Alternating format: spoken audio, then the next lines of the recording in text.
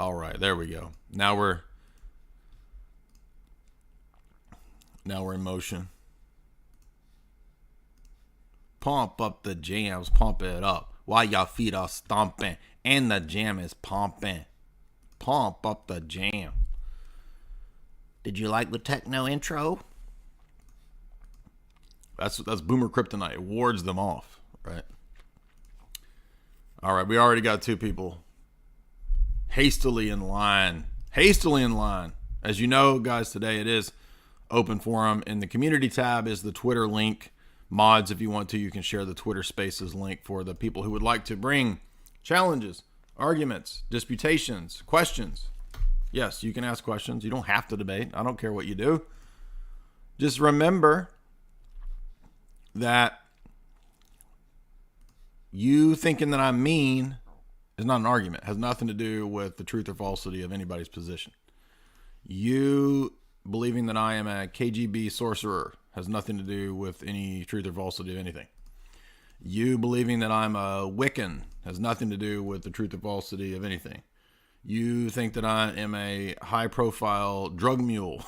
That has nothing to do with anything relating to the topics today, which are Catholicism, Protestantism, Islam, Calvinism, evangelicalism, and anything in those spheres.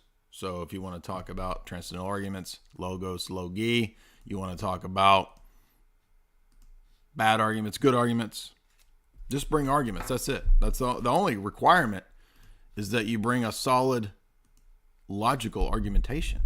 I mean, it's not like we have crazy requirements over here, right? Well, you got to submit your PhD to me before I'll let you on the air and I'll review it together with my review board. No, dude, all I'm begging for is just have a decent, coherent argument. That's it. All right? It's not a high standard over here. Okay, so your conspiracy exposés of me have nothing to do with what we're talking about. But if you want to talk about logic, epistemology, metaphysics, logos, logi, triad, transcendental arguments, absolute divine simplicity, Islam, you can have the floor. As you guys know, the way we do it is I give you the floor for as long as you want, within reason. You can't just ramble for 2 hours about how much you hate me. That's not an argument. And we already know you don't like me. So you don't have to tell us that for 2 hours. I already admit, yes, I'm the most evil internet person out there. So that debate's over. There you go. You won. Now let's get to the real issues. What do you want to discuss and debate? Let's try that. All right. So if you have anything related to those topics, again, if you want to ask a geopolitical question, we'll allow it as long as it's not too out there and it's not gonna get us in trouble. I have a meanie check mark. I am mean verified. So we don't have to debate that anymore, right? The case is closed. I am the mean internet man. Okay. So case closed. Let's move on to actually interesting topics. Mods, if you could, I guess I could get it. Can somebody get the Twitter Spaces link over on the community tab page? So we got people saying how good the chalk is. Yeah, exactly. That's why they're the show sponsor, right?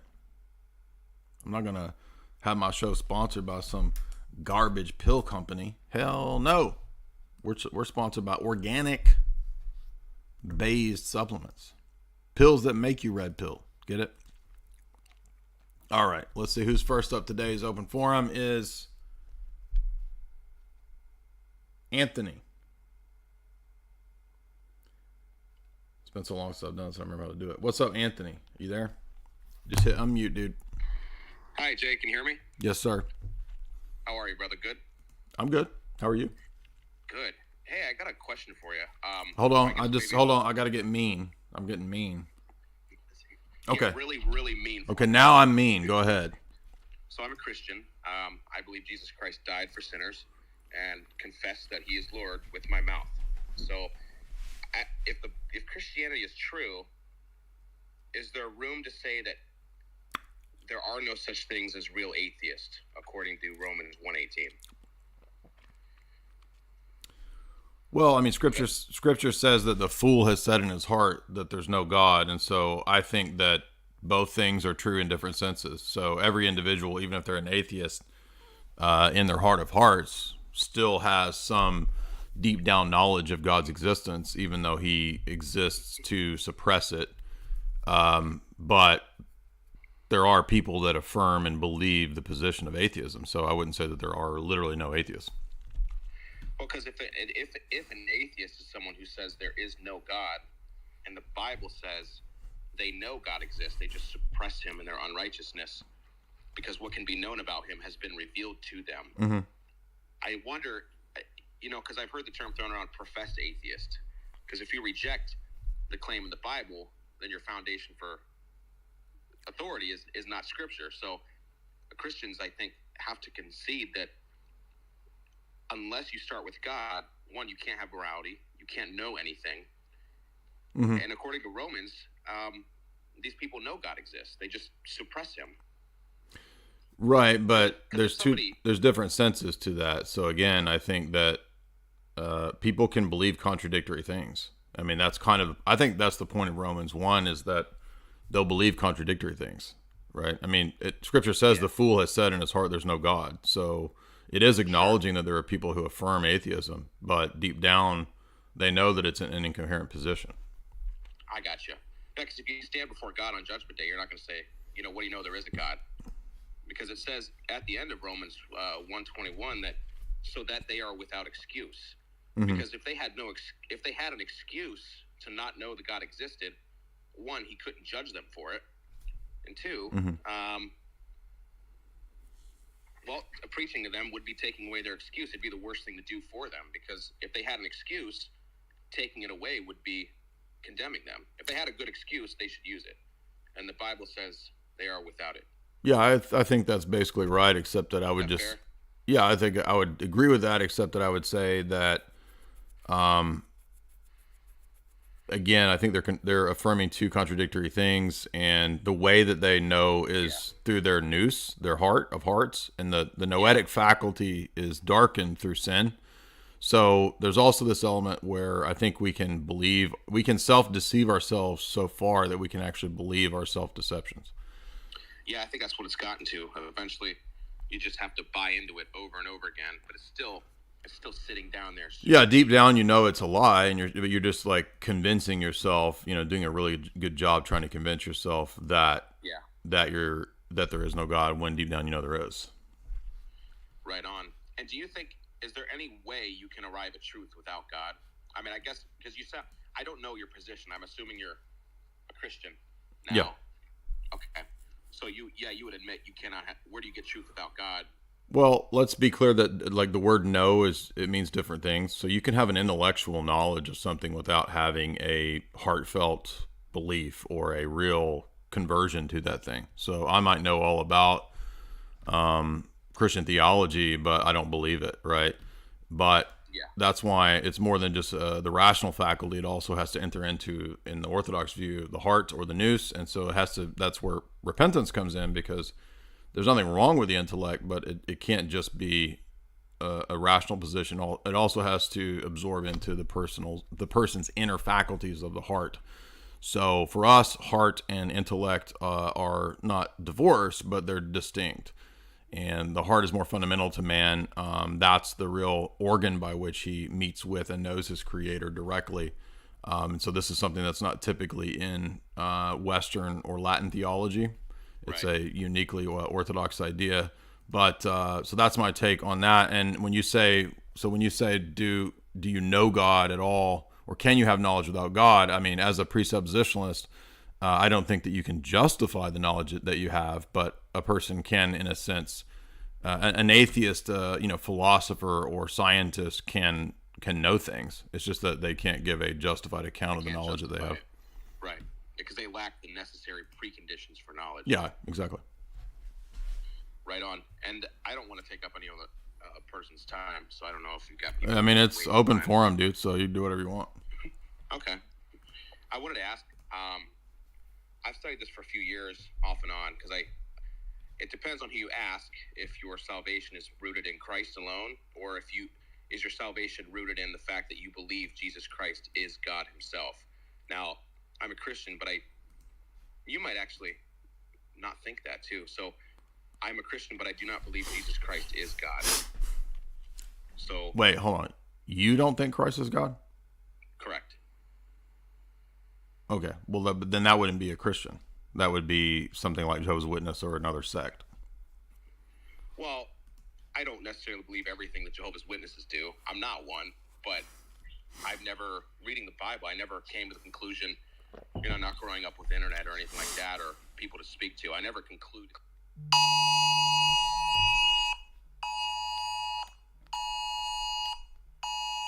It's weird to me that when he's in a desert being... Sorry, hold on. There, an Amber Alert. Hold on. So an Amber Alert popped up on my phone. You better find him. Can you? They're looking for me, dude. We got him right here, guys. So an Amber Alert popped up, and I didn't hear the last several sentences. Can you go back? So I know every verse they'll use, and I know every one that I'll use, but I thought the most effective part of the Bible that convinced me Jesus was not God is when he's tempted in the desert, and Satan says, if you will bow your knee to me, basically I'll make you king of everything. It doesn't make sense for me that would be God himself if he could be tempted and if he could be crowned king. I mean, well, hold on. So that's the second person of the Godhead in human nature, and Satan doesn't know what God's plans are. So the fact that Satan is tempting him, it doesn't follow from that therefore Jesus isn't God. Furthermore, Jesus is called God dozens of times in the New Testament, especially in basically every chapter of the book of John. He's referred to as divine. It's the second person of the Trinity, eternally begotten in John 1. Literally every chapter of the Gospel of John affirms the deity of Christ. So have you not read John? Yeah, I guess I disagree with begotten, and yeah, I know what all those verses are. And okay, but it doesn't just say begotten in John 1. It says that in the beginning was the Word was with God, the Word was God. Yeah, and I didn't. I guess it would be unfair of me to say I didn't want to come in to talk about John 1:1 because that's the point you're bringing up. But okay, but it's not just John 1. It's also every chapter in the Gospel of John. I did a lecture through the entire Gospel of John. Every chapter affirms both the Trinity and the deity of Christ. So is Jesus the Son of God? Yes. And the Father is the Father of the Son? Yeah. Is the Son the Father? No. Okay. And that's all I really need to know, I think. Okay, but how does this disprove that Jesus is God? Because if he's not, is Jesus? I guess I can give God. I'll give God a name. I'll call him Jehovah. Yeah, but Jesus is called Jehovah too. Is Jesus Jehovah? If the word Jehovah is referring to God, yes, because the word God can have multiple reference. Did you not know that? Yeah, but is he the supreme being? Yes, because he says in the Gospel of John that the Father communicated to him the same nature that the Father has. Have you read John 15, 16, and 17? Does that mean he is God? How can you have the divine nature and not be God? Have the divine nature of God, but the Father has given to me everything that he possesses. All the works, all the powers, and the very nature of the Father is communicated to the Son. I know, but why does it need to be given to him if he is God already? Because the Father is the source, as the fount, arche, origin, and source, who is eternally begotten the Son. Yes, that just doesn't sound to me like they're... Well, the fact that it doesn't sound to you isn't an argument. No, I know. I'm not saying it is. I'm saying that doesn't... I'm just not... Okay, but what do the texts say? Can you give me that verse again? All right, so John 14, 15, 16, and 17 have multiple discussions back and forth between Jesus and the apostles about these Trinitarian issues. Those chapters are pretty fundamental to all Trinitarian theology. And every chapter in the Gospel of John, again, includes either a reference to the Trinity or the deity of Christ, but I'm focusing in on those because they specifically identify three persons, for the Father, the Son, and the Spirit. There's a lengthy exposition of their relationship from all eternity, of Jesus sharing the glory and nature that he receives from the Father from all eternity, and he's referred to as divine. So it seems that it's not so much a problem with the Bible as it is a problem that you have in accepting that. Because I used to believe that, but like if I could just believe, like there's not like there's some vicious reason I'm trying not to believe that. I really don't have one. I just never gathered that Jesus Christ is in fact the Father God. Okay, but he's not the Father God. He's the Son of God. I'm trying to figure out what. Okay, so this is the distinction between nature and person. So fundamental to Trinitarian theology is to distinguish the divine nature, which all three persons share, and the personhood, which is the mode in which that nature exists. So the divine nature exists in the mode of the person of the Father. It exists in the mode of the person of the Son, and in the mode of the Holy Spirit. So they're three really distinct persons, but they're all fully divine, and they exist in a mode of super essential unity, which is that nature. Do they have the divine nature because they're divine? I mean, that would kind of be reifying. I mean, they have the divine nature because they have it from the Father, who is the source. I mean, in those chapters, Jesus says that in those chapters, right? The Spirit proceeds from the Father. I came forth from the Father. Does that came forth? That doesn't mean he was created by the Father? No. How can a creature have the divine nature? I mean, does that mean he is the Father? Does that mean he was created by the Father? He is distinct from the Father, and he has the Father's nature. When a father has a son, the son has the same nature as the Father. So Jesus was not created. Correct. That's fair. Okay. So he says that he has that's why it's called eternally begotten, that he eternally comes forth from the Father. And that's stated not just in John 1, but also in the chapters that I'm talking about, 14, 15, 16, 17.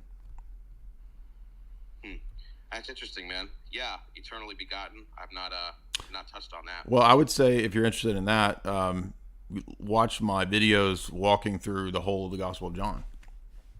Yeah, because I don't want to sit here and, like there's some reason why I don't choose to believe it. If I would easily. Okay. Well, the easiest way to show that, and it's not just the Gospel of John. I mean, Jesus is referred to as Yahweh in the Synoptic Gospels. He's referred to as having the ability to forgive sins, to be a redeemer. I mean, there's many sections and statements in the Synoptic Gospels as well, but the Gospel of John is just the clearest for demonstrating both the Trinity and the deity of Christ. And so if you go to YouTube, you just type in J. Dyer, Gospel of John, you'll see that there's about 4 or 5 lectures, again, going through every chapter. And we look at every text in every chapter, Trinity and deity of Christ in every chapter. Nice, man. I'll check that out. Okay. Yeah. By the way, underneath this this Twitter space, I will link these for everybody's benefit. So if you're looking underneath the Twitter space for the references, we always do this when we do a Twitter space. We'll have the references below it. You'll see the references to all the things that come up in today's discussion. So any other questions today? From you? Oh, I'm thinking here. I don't really think so. Okay. Well, thanks, man. Good questions.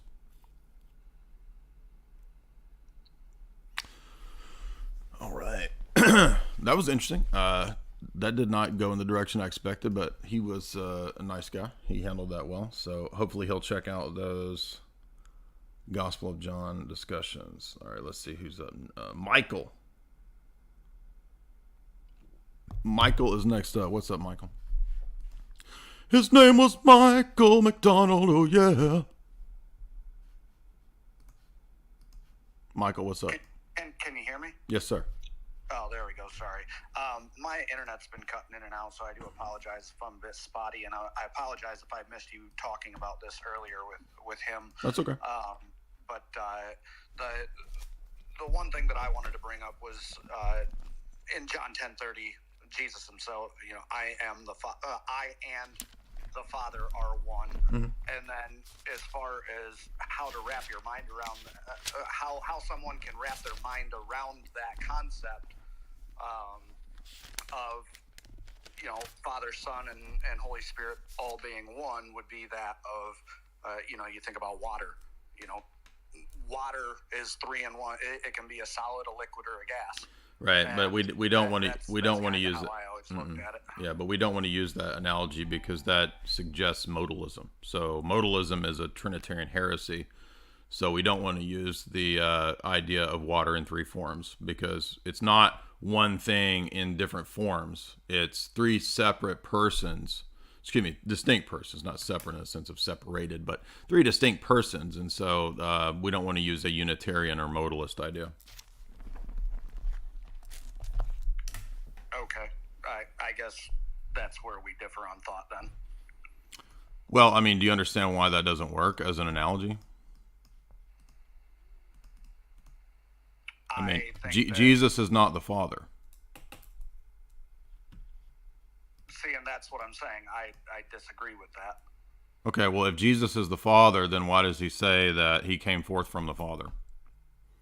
Who does he pray to when he prays to the Father? I understand. I understand what you're asking. Okay. And I understand the confusion in there. Well, I'm not saying that I have an answer for it either. What I'm saying is that when Jesus says, "I and the Father am one," then that to me, coming directly from him in such a manner, is solidifying. Yeah, that. but you're just you can't pick one verse. You can't pick one verse where he says that and exclude the verses where he qualifies it and says, "But I also came forth from the Father and is eternally begotten of the Father." So both things are true. I go back to water, and I know that you don't. Okay, but the water analogy just backs up the The water analogy is based on your interpretation of the other verse, so that's why it doesn't work.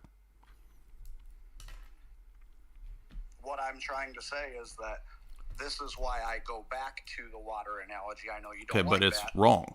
I understand. You believe it's wrong. No, I'm showing you that it's wrong. I'm showing you that it's wrong. I'm saying that you and I differ on the right, and I'm explaining how it's wrong. Well, no, Let me explain how it's wrong. It's wrong because hang on 1 second. Let me think before I speak so that I okay. position my words properly. Sure. So what I'm trying to say is that I'm having to go backwards.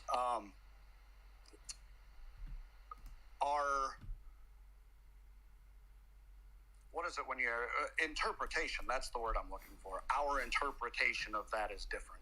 Correct, and I'm arguing that yours is wrong.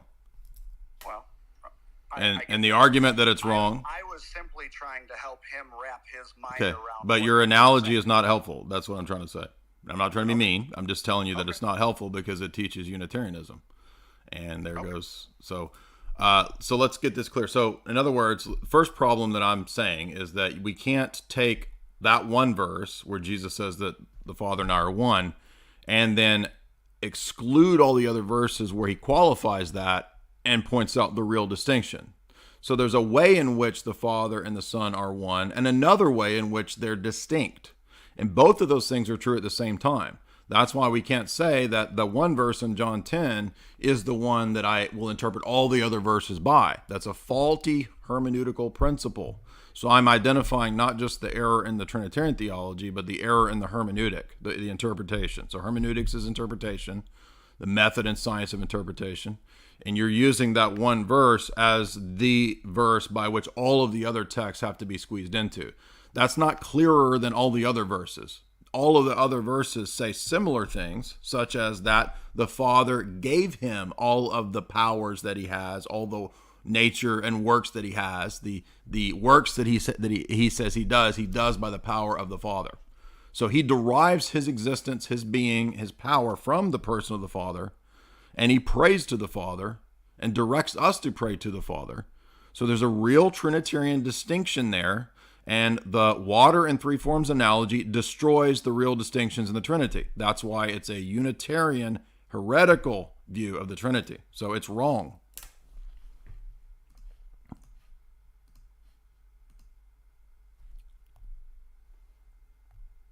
All right. We're moving on beyond that.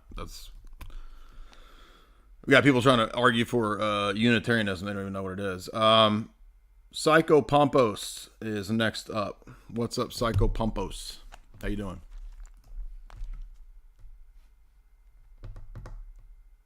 Just hit unmute, bro. Oh, my bad. I didn't even know you let me up. How you doing?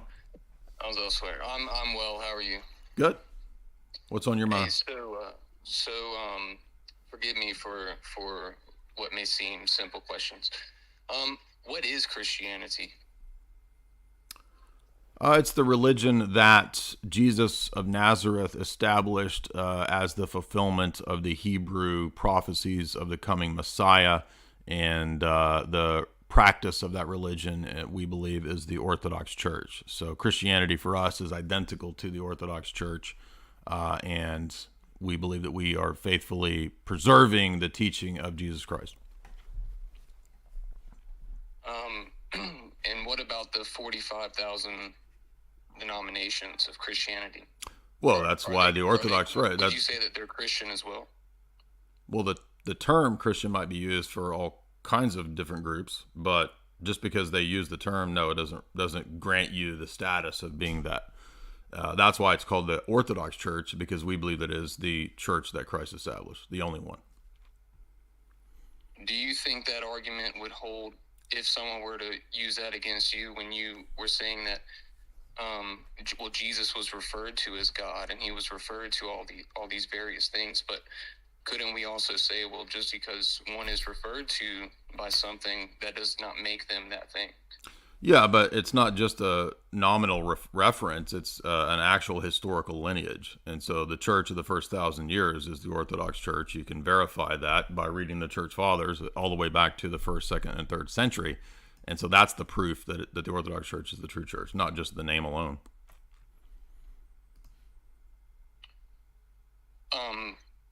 Was there not various sects of Christianity during the 1st and 4th century? Sure, there've always been sects. Sure. And so for you think that the Orthodox view it became it's not even the predominant view, is it? Catholicism is the most widely held Christian position. We're the Orthodox Catholic Church, so we are the Catholic Church. But you're not Catholic, though. Yes, we are. We're the Orthodox Catholic Church. Okay, so you are okay. So Catholics are Orthodox as well, then? No, they're Papists. Oh wow. Okay. So what happened with the Orthodoxy and the Catholic views then during the schism? So how is it that there was a schism and then some kind of divide, but now you're unified? So we're not unified with the Roman Catholic Church. That's the Franco-Papal Church, but we are still unified as the Orthodox Church, which is the modus operandi of how the church functions in the first 1,000 years, in a synodal, communal sense. Okay, yeah, I'm not well versed in Christian theology or the history of the Christian church. That's fine. I also wanted to ask you, you don't really believe that we know things with our heart, do you? Yeah, of course I do. Why? Well, could you walk me through like that process, like how we come to know things with our hearts? Right. So the heart is not a organ that is separated from the mind. Okay. The mind and the heart function together. It's just that man's heart is supposed to be integral to his knowing faculty. And so in the Orthodox view, when we repent, when we return to God, that's how we are then able to truly rationalize and see things in the correct way. So they're two different functions, you could say. They relate to one another and they're distinct, but they're supposed to work in harmony. And what fallen man does is that he tries to not listen to his heart. He tries to not return to God. He wants to have knowledge of the world in an autonomous way, distinct from and separate from knowing God. In the Orthodox view, repenting and knowing God then allows you to see and interpret the created world in the right way. So it's not totally separate from the mind or from rationality, but it's rather it's inverted. So it should be like this when it's like this. So God is an interpretive lens and anyone who Well, is God not is a God is believer much of- more than that, but we do believe that our worldview gives us the proper interpretive lens. So anyone, and anyone who holds a different worldview, they couldn't have a proper interpretation of the world. Well, they might get some things right, but they won't be able to give an overall narrative explanation or justification. So it doesn't mean that people in other religions can't know things or can't say true things. It just means that in the big picture, ultimately speaking, they're not going to be able to give a really clear, coherent, justified account of the knowledge that they have. And you suppose that Christianity does just that? Orthodox Christianity is Christianity. So that's the only one. Yeah, yes. in my view, that's the only one that can do that, yeah. Okay. That's interesting. But we do agree though that people can make true statements about the world Sure. and not be a Christian. Sure, absolutely. And they can derive truths from the world without being a Christian. Sure. So then what is it that one is lacking? Well, by there's not different being types of Christian? knowledge, right? So, I mean, I might know about all kinds of things that aren't profitable. So, I mean, there's knowledge, bare knowledge, there's knowledge of the created order, there's scientific knowledge, there's knowledge that's profitable, like virtues versus vices. I mean, there's all different kinds of knowledge. And then there's knowledge in a more intimate sense of knowing God directly in a personal way. So, for example, if I read a book about Elvis, right? I mean, I don't know Elvis, right? But in a sense, I know about him. But that's different than if I was hanging with Big E, right, on his Lisa Marie jet plane. So in the same way, I mean, there's different types of knowledge. There's different levels or degrees, I guess you could say, of knowledge or intimate knowledge. And so, yeah, I mean, people can know all kinds of things outside of the Christian worldview, but that's a different question from can they give a coherent, justified account of that knowledge? Yeah, I think they can. I mean, you yourself just admitted that there are various interpretations of epistemology. Well, that doesn't mean that. Hold on, no. Whoa. Various kinds of No, knowledge. the fact that there's different types of knowledge does not mean that there's different justifications. Those two different things. So I'm saying that you might be able to know those things, but that doesn't mean you can give a justification of that knowledge. So, for example, atheists, let's say an atheist scientist publishes a paper on earthworms, and it's a breakthrough in the science of earthworms. And let's say, for the sake of argument, it's all true. Okay, does he know that? Sure, yeah. Can he give a justified account in an epistemology sense of the knowledge that he has? No. Two different things. Why couldn't he? Well, because in my case example, it was an atheist scientist, and so atheists are not going to be able to give an account for knowledge in their worldview, because atheism precludes the possibility of a rational, coherent justification for all kinds of things like abstract objects, identity over time, principle of induction, all of these things. So are you saying that those things cannot happen naturally? That God is necessary? To say that they're merely naturalistic phenomena is not to give a justification. But that's just telling a story. That's just that stating what God it is. Is giving a justification? No, it's not. Is what? But so you're saying that just saying that these are natural phenomena is not enough to justify the natural phenomena. Right. So we must. So then. Well, it's not enough to justify the worldview. Is that worldview. the physical cannot justify the physical. You're saying that the metaphysical is necessary to justify the physical. Stating what something is in your worldview does not count as a justification for the utilization of those principles in epistemology. And that's the case for anybody. So we can't ground our knowledge in nature. I mean, it sounds like. I mean, it begs the question: what is nature? That would be like a huge that'd be taking a huge shot at like cognitive scientists and psychologists and neuroscientists. You know. Well, I'm happy to take a shot at that because cognitive scientists typically don't know anything about epistemology. Yes, I agree with you there, unless they come from a philosophy background. But I do disagree, though. I mean, it does seem to me. So that give an account for the priest. Okay, yeah. So to give you an account of knowledge, how it could happen naturally is just through the process of evolution by natural selection. I mean. Okay, that's telling a story is not giving a justification. So this is so what atheists always do is they think telling a story is a justification. So in epistemology, justification is a specific type of requirement that's being asked for. Telling a story is not equivalent to a justification.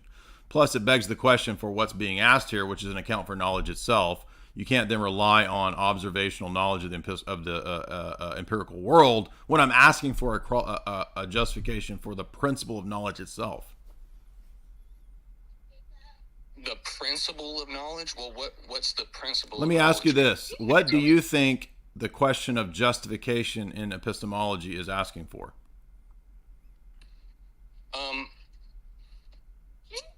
Hold on, Audrey. Hold on. My daughter is... she's asking me something. That's okay.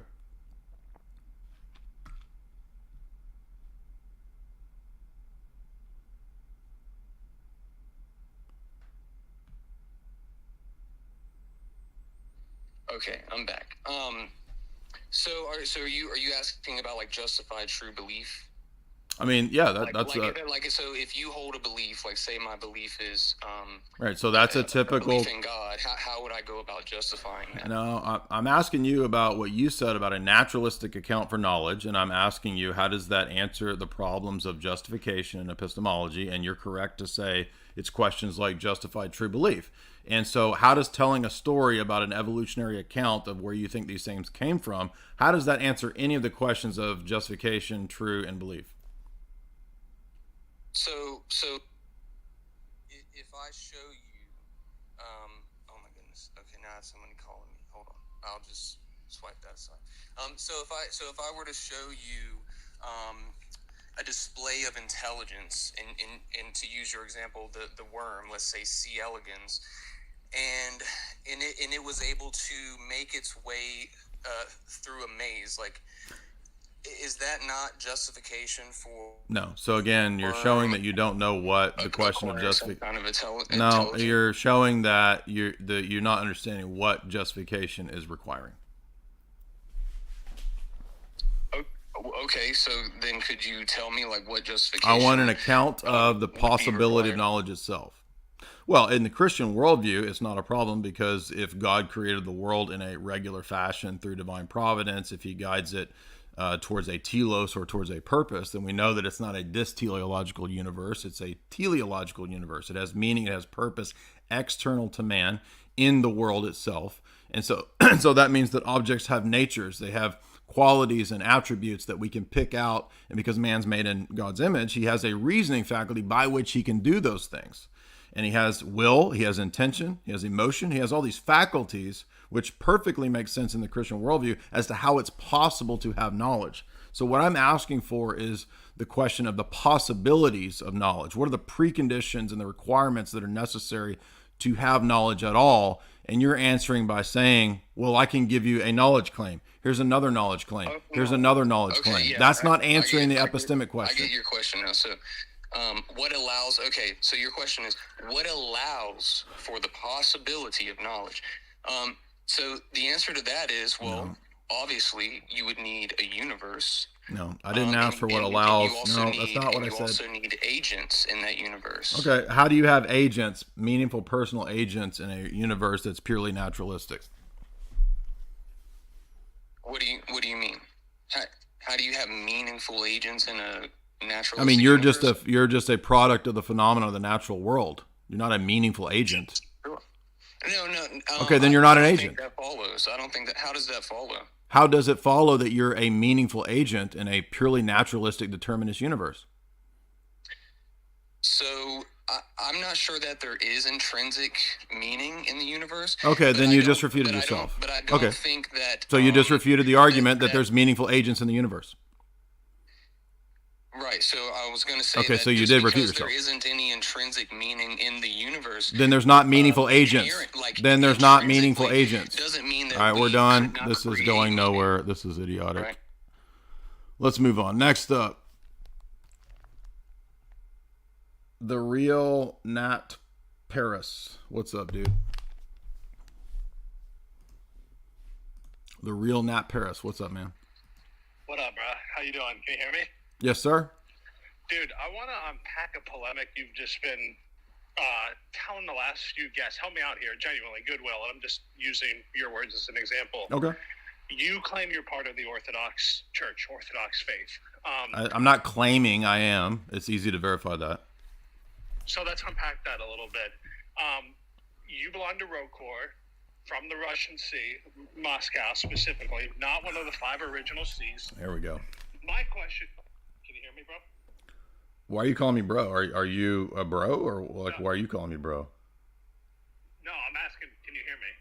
Sounds like it cut out. Can you hear me? Yeah, I'm just asking why you're calling me bro, because I already detect some hostilities here. Why do you think that? I mean, you understand that the Roman Catholic. Are you Roman Catholic? Yeah, I'm asking, Jay, I'm just asking you. No. I Hold on. Are you Roman Catholic? Yes, I am. Okay. I'm So a- do you Jay, understand? Jay, I'm Do a you- Matthew 16 enjoyer, keys of Peter directly from Jesus Christ enjoyer. I'm a Franco-Papist enjoyer. I mean, is that supposed to like make me intimidated that you? No, brother. No, We're not brothers. Why you keep calling me brother? You're not my brother. All right. So these tactics and this. No, so Jay, let's go back to the polemic. You claim. Now, hold on. I'm gonna refute the dumb argument that you're making right away, which is to say that you understand that your own church in the first ecumenical councils, I think by by Ephesus, they accepted autocephalous patriarchates. Do you understand that? Yes. Yeah. Okay, but now you're gonna try to pin me on the fact that I go to Rokor because that's not an apostolic see. No, you didn't let me finish my thought, dude. You just cut me off. You got like hyper aggressive. I was just Yeah, because you came with that slimy style like you guys do. unpack that. What do you mean? Why are you unpack this? Are you a liberal journalist? I mean, come on, dude. No, I'm not a 19-year-old kid who has no idea about Trinitarian theology and is asking like metaphysics. Okay, then ask your question. Yeah. Can you hear me, Jay? Ask your question. You don't have to repeat my name every time you say a sentence. Dude, it cuts out. I can't tell if it's shitty service or not. So I'm not trying to Okay. say your name just for the sake of saying it. Let me ask you a question. Genuinely, this is goodwill, Jay, please. You told me a few weeks back there are no salvific graces in Catholic sacraments. Where does that come from? Help me understand. Right, so the Orthodox view of sacramentology is different than the Roman Catholic view. So first of all, Which Orthodox view, Jay? Which Orthodox view? are we okay, talking so about? again, it never accepted the ex opere operato doctrine of Augustine. So you can see that in canon law all the way up into the Sixth Council, where it talks about the cases in which rebaptism is necessary. So in the Orthodox view, there's a case-by-case basis. So a lot of Roman Catholics, they get tripped up on this, and they feel like, well, the Orthodox view doesn't have a single answer to this question because we leave it up to economia. But that's the actual canonical rule in the first 1,000 years, is to leave this up to economia. You can look at the canons in the Sixth Council, which specify different situations where baptism is and is not, rebaptism is and is not necessary. So it's always been left up to economia. So how does that relate to the questions about Rokor? No, that just sounds like a very sola scriptura type of response. It's Okay, so going to the, you think going to canon law in the first, you think going to canon law in the first 1,000 years is sola scriptura? No, not at all. But That's what you're you just saying said. Each individual jurisdiction can make its own interpretation. Yeah, so because it's not papal. Do you understand that that's how how do you think that if the canon law at the Sixth Council speaks that way, then that itself proves that it's not a papal approach to the question, which is what your argument presupposes. Interesting. Oh, so no answer to that, right? Just a slimy interesting. Interesting. Dude, you're giving me good laughs. the fruits of economia have been just absolutely wonderful for the. Oh yeah, let's look at the fruits. Let's look at the fruits of papism in your church. How's Frank doing over there? Looks like we converted the entire world, dude. Essentially, so I mean, what is it like in total delusion? I'm just curious. So, do you really think that all those nations are genuinely converted? Don't start repeating my name. Don't start repeating my name. Do you think NLP works on me? Can you hear me? Of course I can hear you. Your NLP doesn't work here, dude. Take your magic practices elsewhere. Take your Santeria, Roman Catholic, Latin voodoo elsewhere. It doesn't work on me. Okay, another question for you. Right, another question, because the answers to the previous quote questions, you didn't have an answer to that, right? No, man. I mean, No, dead. Dude, you keep cutting me off. That's cool. Let me ask you sure. this. How about this? Build goodwill. How can the... See, I don't think you have goodwill. If you had goodwill, you wouldn't come here with that slimy attitude of liberal speak of unpack. Let's unpack this, bro. No, that's... All right, I got you. So, topic at hand. How can we unify the church? How can we fulfill Christ the high priest's prayer to the Father that... So, I mean, this right here refutes you. This refutes you. The fact that you think the church can be unified shows that you don't believe that the church has always been unified. If you would read the canons of the first 7 ecumenical councils, see, you won't do that. You won't do that. You think that's You think that's sola scriptura to read the canons of the first 7 councils. Unbelievable. Not at Unbelievable. All. Not at all. So, wait. So, but the modus operandi of the canons. The modus operandi of the canons of the first 7 councils shows our approach to the church, and that's why it's foreign to you, and you won't go look at it. That's why you ignored my response to the first rebuttal that you had. And your only response was, bro, numbers, bro, we would convert the world, bro, number. Dude, Francis is a disaster. Francis sends more people to the Orthodox Church than I could ever dream of. Yeah, I'm not an ecumenism enjoyer, dude. Or You're lying. Now you're lying because you just said that the John 17 prayer, you're a liar. You just said that John 17 prayer is intended to unify the church. I assume you mean the Eastern and Western, the Orthodox Church with the Roman Catholic Church. That's ecumenism. That's ecumenism. That's ecumenism. No.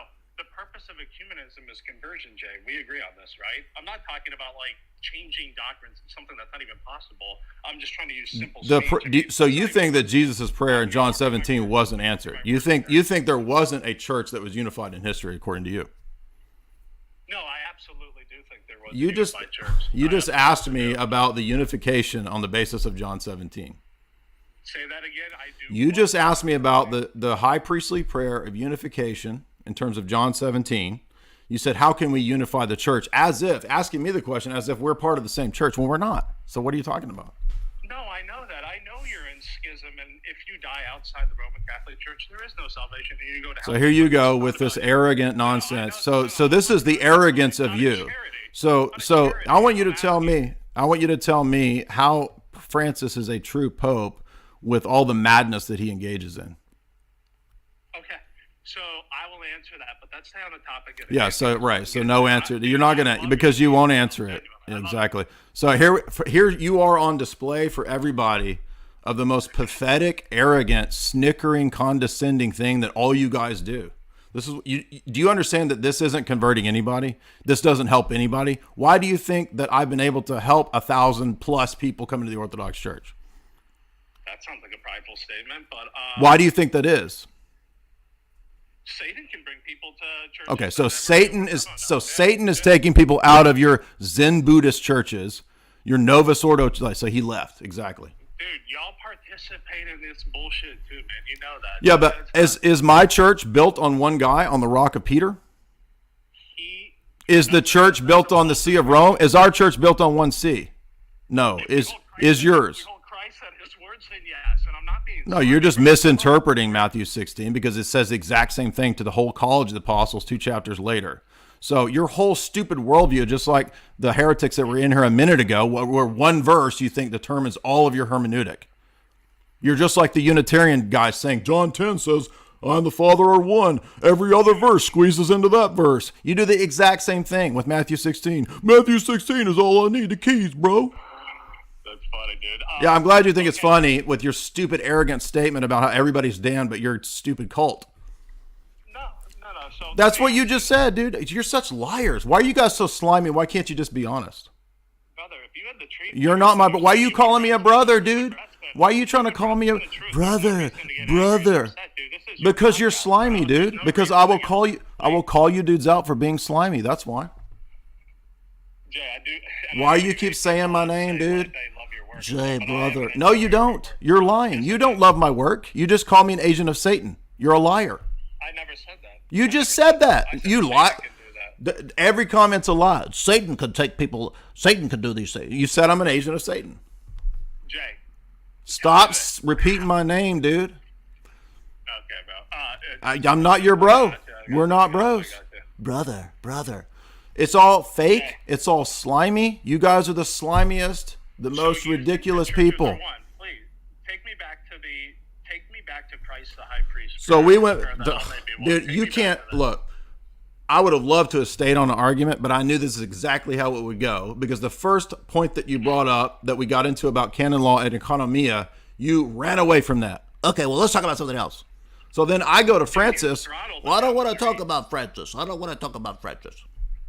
talk all about him, whatever you want, dude. Okay, so let's talk about Vatican I. Okay. Do you affirm Vatican I? Absolutely. Okay. Do you affirm the ordinary teaching that the papacy can never err in that either? In dogmatic pronouncements and also in the I'm outside sunning my balls right now. Sorry about that. The universal ordinary teaching. Do you affirm that is also infallible and protected by the charism? Absolutely. Okay. So do you affirm that mortalium animos is part of the ordinary teaching? Yes. Okay. So how is ecumenist and interfaith activities in 1928 apostasy, and then by the 60s the work of the Holy Spirit? The ones that you all participated in as well? Is my church built on one bishop and one see?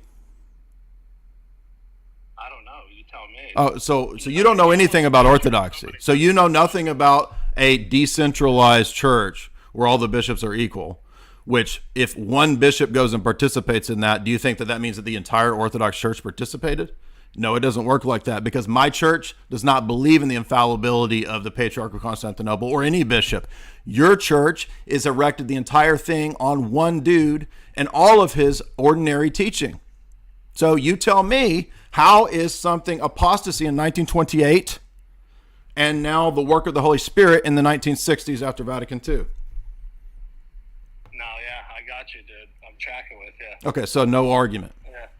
Yeah, I'm tracking. Yeah, so no argument, just slimy statements. Exactly. I'm tracking with you, bruh.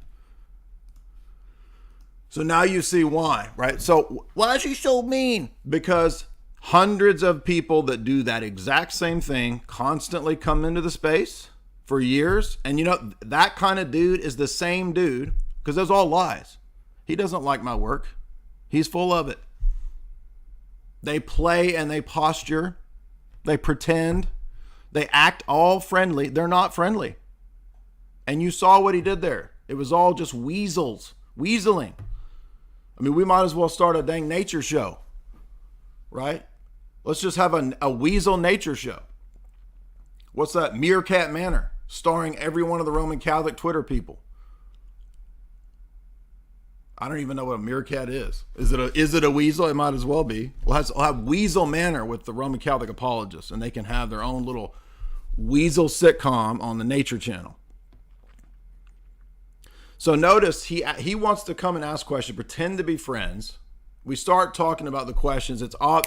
Don't these people realize I can spot the slimy within like a minute? Dude, I've been doing this for a long time with a huge audience of people for many years. Your slimy stuff is not going to work. I'm going to call it out right away. So you want to make an argument, go ahead. Don't start with the slimy stuff. How many times do I say, don't repeat my name 50 times? This is not a neurolinguistic new age guru counseling session where if you repeat my name, I'm going to be in a trance. Oh, we're brothers because he said my name 50 times. Oh, you're my brother. It doesn't work like that.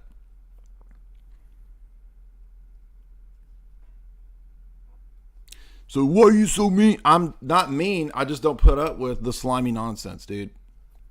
Especially not from the trads, okay? Because they're the nastiest. That's why.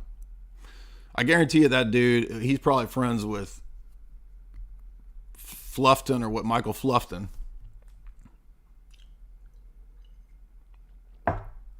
And he thought he was going to come in here and own us. I'm going to own the Ortho Bros. I'm going to own them. Yeah, whatever. As soon as we start getting into canon law, the fact that this, his own councils, does he not realize the first 1,000 years, according to him, is his own position? So when he starts arguing against the stuff that we hold, all we have to do is point out, you used to hold that in the first 1,000 years, dude.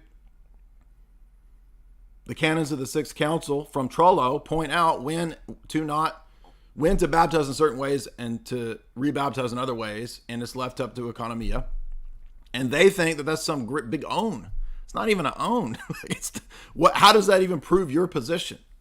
And then what's his fallback? Numbers, bro. Numbers, bro. Well, I'll just point out what St. Athanasius said, right? In the time of the Arian crisis, if there's only a handful of Orthodox bishops left, that's the true church. Like, it's not proven by numbers. What's the famous quote from St. Maximus that Losky cites? If the number of true Catholics is reduced to a handful, I will be amongst the true Catholics in the handful rather than a bunch of heretics. In the midst of theological crises and compromise. It would be nice to talk to Roman Catholics if they were civil and if they were calm and if they weren't slimy and if they didn't try to come with the same owns that they always have, the same dumb arguments that they always have. And notice when I brought it back to Francis, which he didn't want to go to, in Vatican I, I'm tracking with you, bro. Tracking with you, bro. Yeah, I'll bet you are. Next up, what's up, Ryan?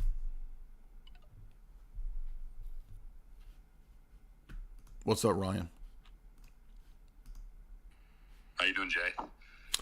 I'm good. Are you going to bring me more slime to Meerkat Manor? Okay. Meerkat Manor? I'm just joking. Go ahead. I do have a question about ecumenism from that other guy brought up real quick from an Orthodox perspective, because I feel like you and Father Peter here might actually have a slight disagreement on this, from my understanding. But correct me if I'm wrong. When it comes to someone like a Protestant or the Protestant faith, when you're trying to, discuss with them about the faith, and I grew up I'm actually in Tennessee, just like you, and there's a lot of Protestants around here, so I'm always around them. They like to pray with you or pray for you and do all those, those Protestant faithful things. I understand it's out of good faith. When does it come in that conversation when you ask them, because they'll always ask about salvation for themselves, and do I think they're saved? I don't know where the gray area is, because I feel like I've heard you say before, like Romans 11, those who are judged by the law will be judged by the law, and those outside the law will be judged outside the law.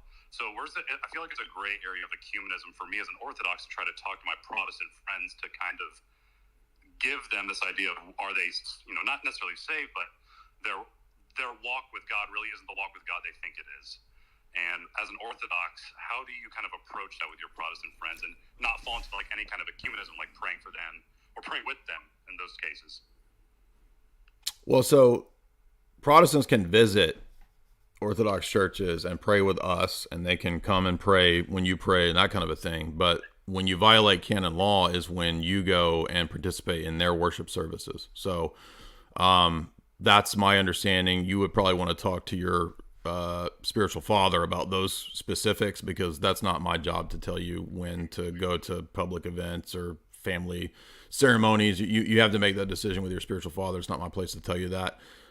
My job is not as a guru, a theologian, or anything like that. I just am a guy who does internet academic philosophical debates and discussions. So I can't tell you the specifics of what you should and shouldn't do, but I will say that I'm not aware of having a disagreement with Father Peter Hears on how it works with Protestants. I mean, I think that we don't believe that they have sacramental graces. They might have certain graces clearly that do lead them and point them towards Orthodoxy. But when it comes to the individual status of their soul and salvation, I just simply think that we don't know. We're not told that. It's not our position to judge that. But that unless they are in some way, in a non-normal, miraculous way that God can do, that he can join them to the Orthodox Church in some way, in a mystical way, in the case of like thief on the cross. Outside of that, no, you can't be saved. So they're not being saved in Protestantism. It's rather that if there is some way that God has to join them to the mystical body, God can do that. That's all I'm saying. Okay, and that's just the mystery behind it. I get that. Yeah, I didn't know if you and Father Peter here disagreed on it, because I thought you had said probably a while ago in one of your videos that you just don't know. Well, grace outside the church is not the same thing as participating in theosis. I mean, there's grace everywhere. That's it, Jay. I appreciate it, my man. Yeah, good questions. But no, I mean, my understanding is that it's our job to tell people that, you need to become Orthodox, right? And then from there on, I mean, it's not our position. Paul says, who are we to judge those that are without? We judge those that are within.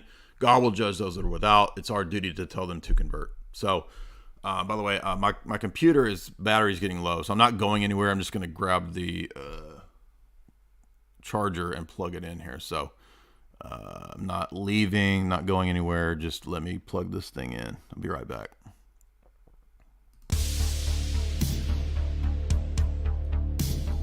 Take me like 2 minutes.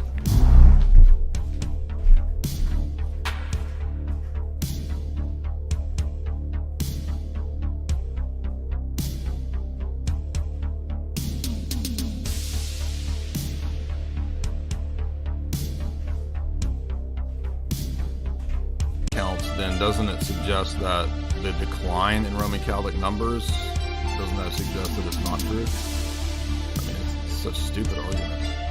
Catholicism is true because of the numbers. You mean the declining numbers? Like, what are you talking about? All right, so I think my internet cut out. I might have to start a different stream. But we got so many people. We got a large little group here. A large little group.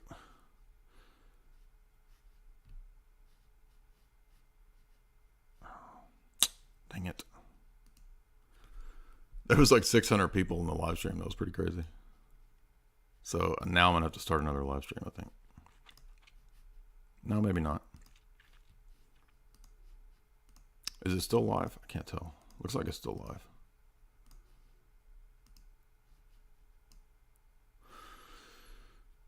See, go back to the studio.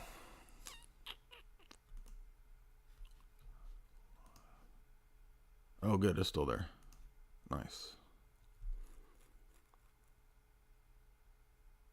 Okay, good, we're still here. Yeah, it was like when you switch from the Ethernet cable to the Wi-Fi, it cuts out for a second, and then it boots you out of the studio to a different live stream. So I thought it was dead. Anyway, so we're back.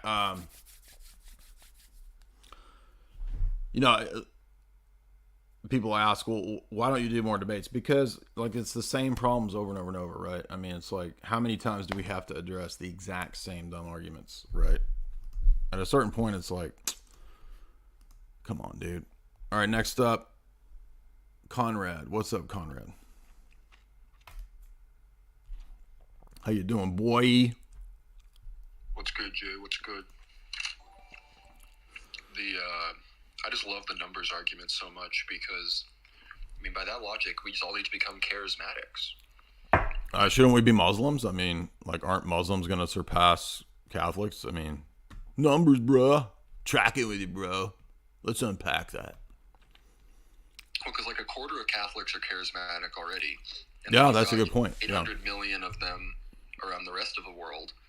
Like, it just seems like if we're not experiencing those spiritual gifts, then we must not be in the church according to this logic. Why is he bringing up the unifying prayer of John 17? Like, what does that have to do with Catholic versus Orthodox? I mean, I mean, if he thinks that it's about reconciling the Orthodox Church with the Roman Catholic Church, then that's ecumenism, because that means that Jesus' prayer was not answered and his church split, right? Yeah, it's the funny thing is the Catholics will sound just like us when they talk to the Protestants and when it comes to the first millennia of the church, and then when we cite the first millennium teaching, suddenly the people that don't believe in doctrinal development have a completely alien doctrine to the seven ecumenical councils. Yeah, exactly. Anything you want to get into today, Conrad? No, I just wanted to get in a little bit of Duncan on some nonsense I heard. I'll let someone else speak. Yeah, I mean, Roman Catholics love to do this thing where they look at events in history as signs of divine favor. Okay, so but what about when bad things happen, right? I mean, by that logic, the schism between the East and the West is a giant blight upon your church because you had a giant chunk of the church leave you. So even in their own logic of looking at historical events, all they do is cherry pick the ones that they think, well, God's given us the big numbers, so we win, bro. Okay, so does that mean that the Arians and the semi-Arians were the true church in the 4th century? Because they far outnumbered Athanasius and the Orthodox. That's just such a dumb argument. Point had crazy numbers, and yeah, but yeah, Jay, I just want to let you know I should be starting a stream soon on the Dr. Steve channel. So oh, cool. I want to have as possible when that gets caught up. So expect invite. Yeah, appreciate you and Dr. Steve Turley doing good work. Thank you. Yeah, man. Thank you, Jay. All right, thank you, Conrad. Yes, thank you for those super chats. We'll get to the super chats in a minute. If you would hit like and share. It's been a wild one already. I know. Whenever I wait a while, that's when it gets wild, boy. We get them wild ones. We had an Arian, and then we had his opposite, the modalist, and then we had the atheist, and then we had the Roman Catholic. We're on a roll today, baby. Let's see who's up next. Andrew. How you doing, Andrew? By the way, people that are wondering, I found these. I'm not dipping. It looks like a dip pod. It's coffee grinds. So if you go to gas stations now, they have these. I tried dipping when I was a kid and I threw up. But now they have them with coffee. So I am dipping with a coffee grind. And I kind of like it. What's up, Andrew? Did you have a question? Hey, comment? How you doing? Good. Sorry, What's up, man? I didn't notice I was on. I wondered if you could help me out with something that I've been kind of struggling to logically reconcile. It's been bothering me a bit. And I wonder if you wouldn't mind playing kind of devil's advocate for me for a minute on the topic of predeterminism, predestination. Okay. So the argument from the Calvinist perspective is God is omniscient and omnipotent. So since he is omniscient and omnipotent, he must have all knowledge and know all things. So if he did create you, then this means that he knew everything that you were ever going to do. So how do you logically reconcile? So what I'm looking for is a way that I can kind of condense this into an argument that people can understand. It makes sense in my head when it's not true, but it's difficult to relay verbally. Right. So knowing all things, it doesn't follow from that I am the direct cause of every event. So it's true that God knows all things and all things that exist were created by God. But one thing that sets us off against Islam and against Calvinism is the idea that God has created a world where there's not just one cause or one direct cause or what's called occasionalism. There's also secondary causes. And so it doesn't follow from the fact that you know everything to being the direct cause of everything. And we think that God can be the direct cause of some things. So for example, when the incarnation occurs, that's a direct causal action of God.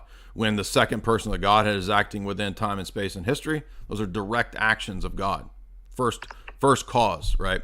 But there's also other beings that have natures that allow them to act and also be causal agents in the world. And because God is sovereign, because God has omnipotence, He can create a world where secondary causes are possible without it detracting from his honor and his glory. So the whole of the Calvinist position, just like the Islamic position of occasionalism and direct causality and causation by God alone, it's all premised partly on divine simplicity, but also on this idea that somehow, for whatever reason, it detracts from God's honor if he allows creatures to be secondary causes.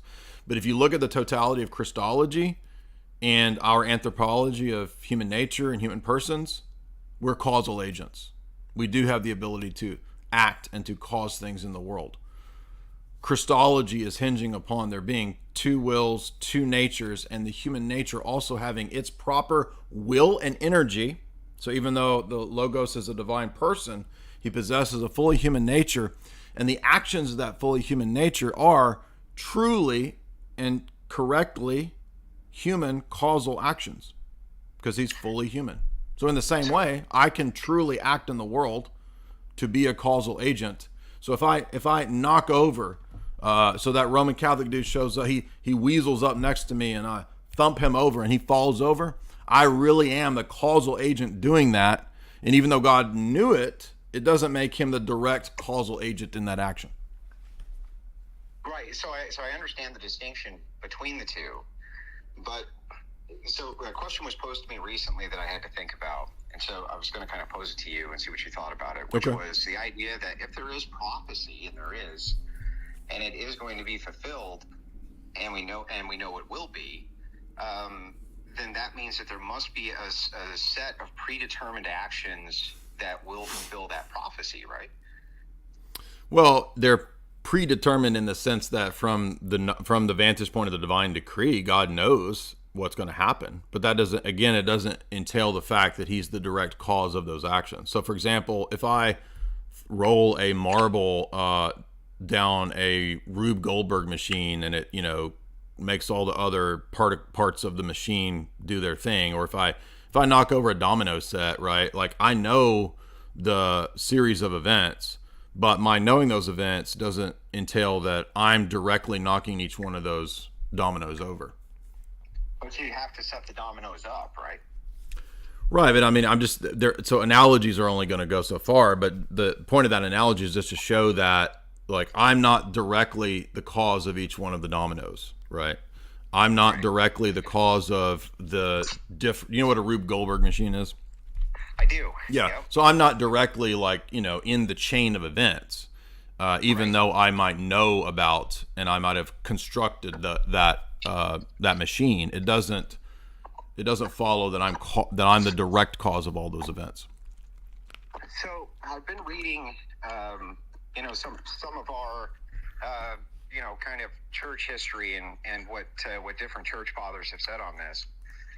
And it seems like it's a question that even they kind of struggle with a little bit, depending on what you're reading and who you're reading. It's not what every position will struggle with is the reconciliation. I mean, it's just called compatibilism. I mean, I think in the Orthodox view, what we do is we find this question ultimately resolved in Christology. So, for example, Christ is a divine person, and so it's the second person of Godhead actually acting in time and space and history. So we wouldn't want to say that all of his actions are predetermined, because that would mean that God is predetermined. There's nothing that can predetermine God, right? So that's why Calvinism has tended to shift over towards Arianism, especially on the person of Christ. And you can find this all the way back in St. Augustine, who makes the mistake of calling Jesus a predestined man. Well, Jesus isn't a predestined man. He's the second person of the Godhead actually working and acting in time and space. So you can't say he's a predestined man. Do you see why? Yeah, I do. I find the what you call compatibility between the two. The best way that I heard it described to me was actually from Father Deacon Ananias, who said, "Look, it's both and." Sure. It's the same in Christology, right? That's the best way to reconcile the two. Do you also kind of agree with that? Absolutely. Of course. I mean, that was the point of the Christology analogy, is that for us, rather than like speculating about, well, what's God's decree in relationship to the created order. All of this begins for us from the vantage point of Christology.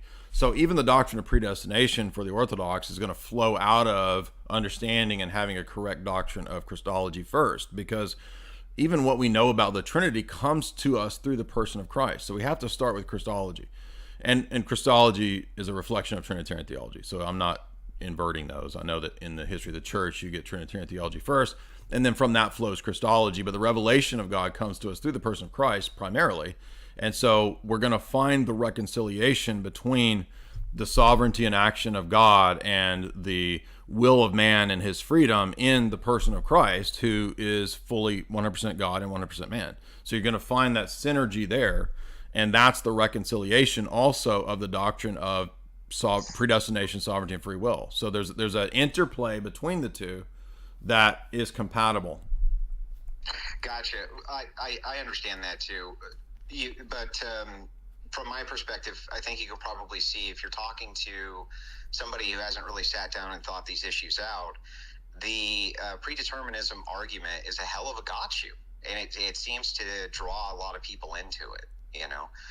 Yeah, I mean, I was a Calvinist for a long time, but what got me out of that was Christology, because I realized that my Calvinist anthropology and Christology would necessarily be Nestorian. Gotcha. Do you think that there's a way that you could make a very condensed, easy argument to kind of the layman that would maybe turn them away from that direction? Well, again, if we understand what it means to say that Christ is not two persons, but rather a single divine person, I highly recommend the book St. Cyril of Alexandria and the Christological Controversy. I'm not advocating everything that author advocates for, but it's a good work of scholarship on Cyril's Christology and really understanding how Cyril's Christology isn't just important for Ephesus, it's also reaffirmed at the Fifth Ecumenical Council, and it undergirds Maximus's argumentation at the Sixth Council. So if you want to bypass that book, because it's pretty hefty, it's pretty long, there's a really good book called Disputations with Pyrrhus, where St. Maximus is actually interacting with what you could say is a monergist type of position. So what it comes down to is not the relationship of the world to God's decree, but in what way does God act, and in what way does our will synergize with, or is it determined by or supplanted by the divine will and energy? And that's why Christology, when it hammers out the doctrine of two wills and two energies because of two natures, that's where we get that synthesis that also explains how we work within the divine economia in terms of providence. So is providence God decreeing everything that I do, or is it me working in a synergistic way with the divine decree? It's both. Right. It's both and. Got it. And we say that not because of we say that because of the totality of revelation, and in other words, what Scripture and tradition about divine sovereignty, divine providence, foreknowledge, omniscience, and the human will. Not by speculating about the human will, but understand, as St. John of Damascus argues, the anthropology that we have as Orthodox is divinely revealed. We only get the anthropology that we have through the Christological councils, because they tell us and define what human nature is in the person of Christ, and thus how he's consubstantial with us. So the solution to the free will grace dialectic of Calvinism is found in the synergy in Orthodox Christology. Got it. Oh, yeah, makes sense. And then my last quick question. Sure. How do I donate to you on this thing? Well, I don't think there is a way on Twitter, but I'm on YouTube Live, so that's through Streamlabs. Well, I've seen this super follower thing on Twitter. Yeah, I've never really looked into that. I don't know much about it. Yeah, maybe something to check out. Yeah, I might check that out. Over on YouTube, man. Thanks so much for your time tonight, Jay. I appreciate it. Thank you, Andrew. I hope that's helpful. I would say, again, Disputations with Pyrrhus is really helpful for that. And St. Cyril of Alexandria and the Christological Controversy, which resituates the predestination free will question in terms of Christology. And for me, that was just kind of the final solution for me. That really solved the issues. Because I understand. I mean, I had a lot of those same questions and issues coming out of Calvinism as well. Peter Mumbler. What's up, Peter Mumbler?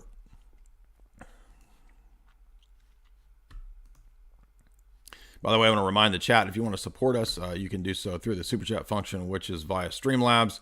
The Streamlabs link is right here. You can also, if you want to jump on and have a discussion, a debate, argumentation, you can do that via Twitter Spaces. There's the Super Chat link. Peter, you have to unmute if you want to talk. Oh, hey, mate. Yeah, just following up from the guy before a bit. I'm having trouble letting go of my Calvinist influence about the absolute sovereignty of God. So perhaps I can pose these following questions, starting off with the resurrection of Lazarus. Was that monergistic or synergistic? Well, the fact that the bodily resurrection occurs by the direct power of Christ as a natural miracle or a miracle in the realm of nature, it does not follow from that there's no such thing as the human will or energy in the process of conversion. Okay. Now, with Pharaoh, did God harden Pharaoh's heart, or did Pharaoh harden his own heart? The text in Exodus say both, and so we see that as a version of synergy again. Okay. With in a previous talk, you were bagging chaos theory because of the possibility of flux and all that, and it's self-refuting because if there's flux, nothing makes sense. So with the electrochemical reactions that occur in our brains and result in our thoughts, who controls them? Can they be random and chance? Well, I wouldn't equate the mind or the soul to the brain. So the fact that we have electrical firings in our brain, it doesn't follow from that reductionism is the case. Because I mean, with the occasionalist argument, how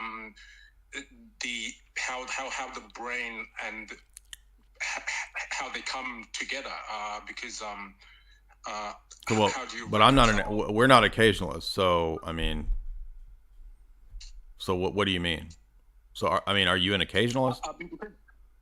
Because I found that argument persuasive because if the electrochemical reactions in our brains that result in our thoughts, I'm assuming they come from our brains, if they're chance and random, then our thoughts would be unintelligible. So that's a self-refuting argument. So that's an argument in favor for occasionally for God's absolute sovereignty. Otherwise, our thoughts could not be intelligible. I don't see how the argument that, are you saying that our thoughts are determined by chemical reactions in the brain and God is the direct cause of that? Is that what you're arguing? Yeah, it's God has to be absolutely sovereign. There can't be any. Well, you're using the phrase that, hold on, you're using the phrase God has to be absolutely sovereign. I don't know what you mean by those words, because it sounds to me like that's just code for your philosophical presuppositions about what God is and how he has constructed the world. So, I mean, let's rephrase it this way. Is it possible that God can create a world where there's secondary agents? All right. There's a follow-up question that kind of answers that, if I can ask. Okay. Can God's decretive will be frustrated? Well, I don't have the view that God is the direct cause of every event, so I don't understand decretive will in the same way as you. I guess can God's as in, can things not go as planned because of these secondary causes not acting according to how God wills them to ultimately? Again, you're just rephrasing your position in a different way. So let's rephrase. Hold on. Let's rephrase, because your whole argument here is based on dialectics. So let's rephrase this. Do you believe in the Trinity? Yes. Okay. So do you think that Trinitarian theology can be done apart from the Trinitarian theology that comes out of the ecumenical councils? No, I guess not. Okay. So if that's the case, then you can't hold to your position, because your position is based on another type of Trinitarian theology than what comes out of the ecumenical councils. Because what you're talking about is like a Platonic determinism. Okay, that's not what the Cappadocians teach, and that's who formulated the church's Trinitarian teachings. Okay. What about scripture, Romans 8:28? So again, before we go to scripture, what I want to know is, where are you getting your doctrine of the Trinity from? Because that's where we're going to get our doctrine of person and nature and will and energy. And if you don't have a doctrine of person, nature, will, and energy, there's no way to have a doctrine of the Trinity. So where are you getting your Trinitarian doctrine from? From God's revelation in scripture. Okay, but who determined the canon of scripture? God through his absolute sovereignty. No. So again, you think the direct cause of God is what determined the canon. Historically, who determined the canon of scripture? Well, the church. Okay, what church? What church? Will. What church? What do you mean? The church. What church? Who makes up that church you're talking about? The church, I guess, the Orthodox Church. I'm not. Oh, okay. Well, so wait a minute. So if it's the Orthodox Church, then it's not the Calvinist Church. So they probably don't have the right Trinity, right? Because we don't have the view of the Trinity the Calvinists do.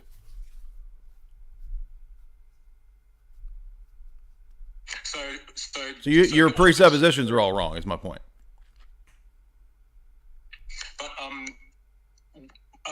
with the presuppositional argument, it reduces it's I guess there's a reductio ad absurdum here. The argument is true by virtue of the possibility of the contrary. It's impossible. Yeah, but it doesn't work in a Calvinist view. Yeah, but as a Calvinist, you can't use that argument.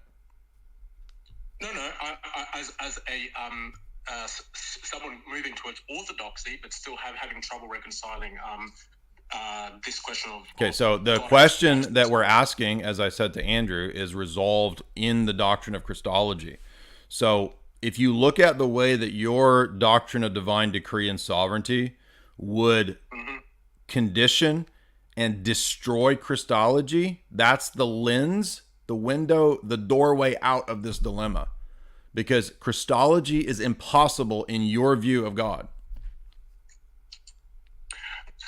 Okay, so what is wrong about my understanding of Romans 8:28? All right, so again, all right, we're done.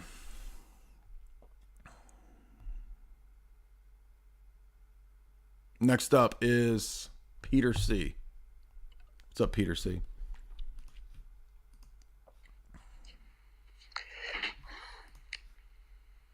So the debate becomes about sola scriptura, the presuppositions, prior to you throwing a bunch of texts at me. I want to know about the origin of the canon. And no, let's bypass that. Let's go to Romans 8. And again, our theology, you don't just go to Romans 8. You don't just go to Romans 9. Right? When Paul writes his epistle to the Ephesians and he says that you're the predestined, it's written to the visible church. It's not written to the secret elect. Peter, what's up? Brosif. No, just kidding. Sorry. It's okay. I had a question. Jay, bro, what's up, man? Bro, I just want to chop it up with you, bro. I just want to chop up and I want to unpack. Actually, I want to unpack the toxic language that you're using. Go ahead. No, my question was about, I've sort of been thinking about, sort of a good way to sort of describe the ramifications of holding to absolute divine simplicity to people who, probably who are just normal people who aren't as well philosophically educated, and it might get sort of into the weeds. The best way I've thought of how to boil it down is that adopting absolute divine simplicity in your system ultimately it replaces God's revelation with this sort of mental philosophical construct, and if you follow that out to its logical conclusion, it makes it impossible to know and experience God in the world.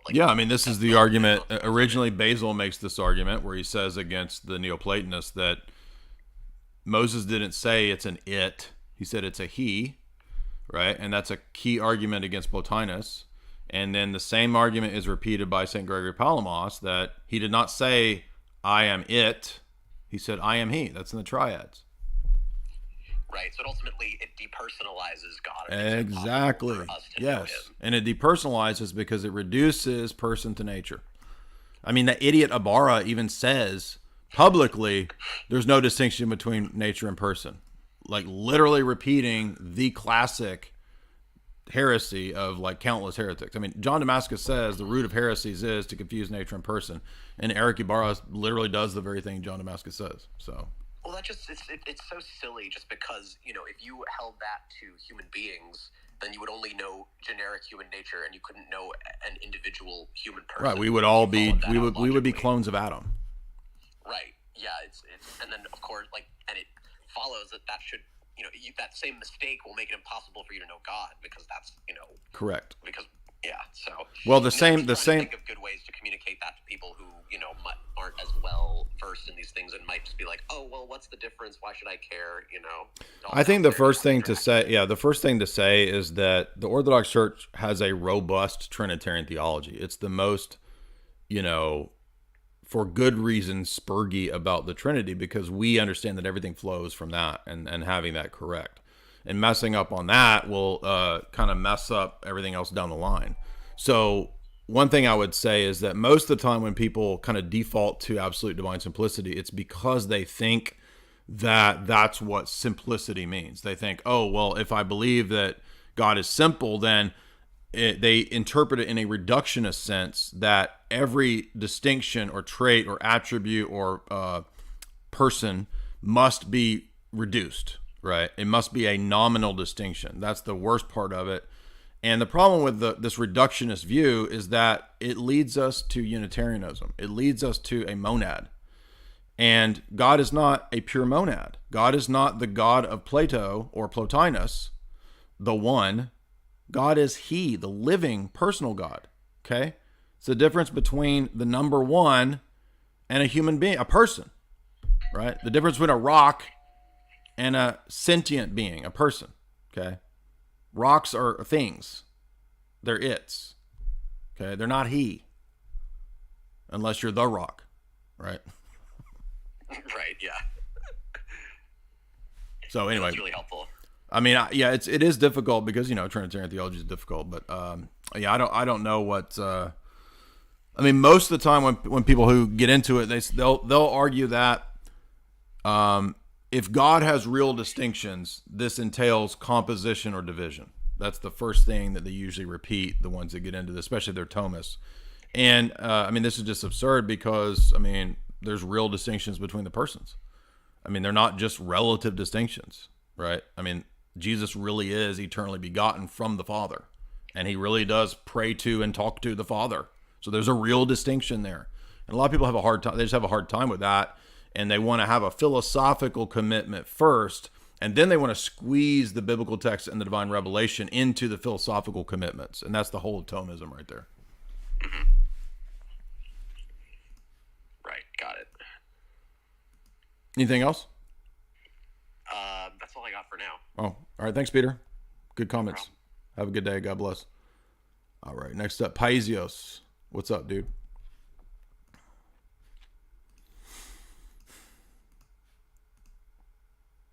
You want to unmute? Hey, Jay. Hey, what's up? Hey, I've been wanting to talk about this for a while. Because this is really good on my nerves, and I feel like and it's a really, really serious issue that I didn't really know till now. So the whole thing that's happened with the Western Rite people, and sometimes they go a little too far, right? Are you talking about like the devotions of Sacred Heart and that kind of stuff? Yeah, but I found out something that they're doing that's even worse than that. What's that? I actually found out, and I actually got into a heated argument with much of the Western Rite bros over this, and I'm not going to back down from this on this because they're actually defending a formal heresy. I didn't know this, but the supposed Antiochian Benedictine Skeet out in Colorado, they wrote a liturgical calendar recognizing Holy Roman Emperor Henry II of Germany as an Orthodox saint. The reason why that's so bad is before he was Holy Roman Emperor, he was the king of Italy who deposed Pope John Filgato and replaced him with a pope that officially added the filioque to the creed in Rome, which is why Constantinople broke communion with Rome in the first place, removed Rome from the diptychs. And they're trying to defend him. They're claiming Rocor, based on some weird document called Heinrich or Henry II Blessed, that St. John Maximowitz venerated him just because apparently he called him blessed. And I've been arguing with them for a while this because I don't think they realize how serious the implications are of saying the guy who forced Rome to add the filioque to the creed as an Orthodox saint that literally at the time violated canon law of the Photian Council, which at that time, you know, Rome recognized as an ecumenical council. And I think this shows like this is a serious issue. And it's not just happening online. I mean, if there's an actual skeet in the Antiochian Archdiocese. Well, I don't know about, is that the one that's like two people? Like it's a Western Rite monastery in Colorado with like two people in it, and aren't they the ones that sell you the title brother? I think so. Yeah. It's okay. Colorado. Well, I've heard some people on the internet who go by the title brother might have bought that title from a 2-person monastery. Yeah. But you see what I mean though about the venerating. Yeah. And honestly, like it feels like this is, I mean, you've dealt with this recently. It's starting to seem like a lot of the Western Rite stuff is spiraling. Yeah, I think that the problem with the Western Rite is that they don't typically get good energies, doctrine, right, teaching. So if they don't get a really good solid doctrination in essence, energy distinction, and you know the stuff that we always harp on, they tend to just default to Augustine never says anything wrong, and we totally agree with everything he says. And by the way, maybe the Church Fathers never said anything wrong. They just adopt these really dumb positions because they don't get good catechesis, and so that's definitely a danger that has another issue too. Like in further debates and argumentation, some of them were even trying to claim that Vladimir Lovsky and a lot of Orthodox scholars said that Thomism isn't completely incompatible with Orthodox theology. So no, he has a book. He has a book and a chapter on how it's not compatible. So yeah, they're just obsessed with. They think that the way to fix the problems is to try to come up with a new position, that a supra position that will reconcile them. When that's not what's needed, because the Orthodox position is already the correct position. You don't have to invent some higher third position to reconcile them. Yeah, and even some of the Western Rite priests too, like that Father Patrick Harding and stuff, who defends using organs and instruments in the liturgy. He said in that interview with Gospel Simplicity that the West didn't really become heterodox until like Vatican I. He basically said like up till recently, only until they did papal infallibility and expanded the authority of the Pope, and it completely ignores all the metaphysics and the triology. Yeah, I think they're just speaking, not knowing that stuff. And a lot of the Western Rite people are like super adept at history, so I give them points because they'll go like super into history and they're great at that. And many of those guys know a lot more about medieval church history than me. But again, the issues at stake here aren't primarily historical, and that's the problem, right? It's a lot of people go into this issue, and I'm not against the Western Rite. I'm against the problems that pop up there.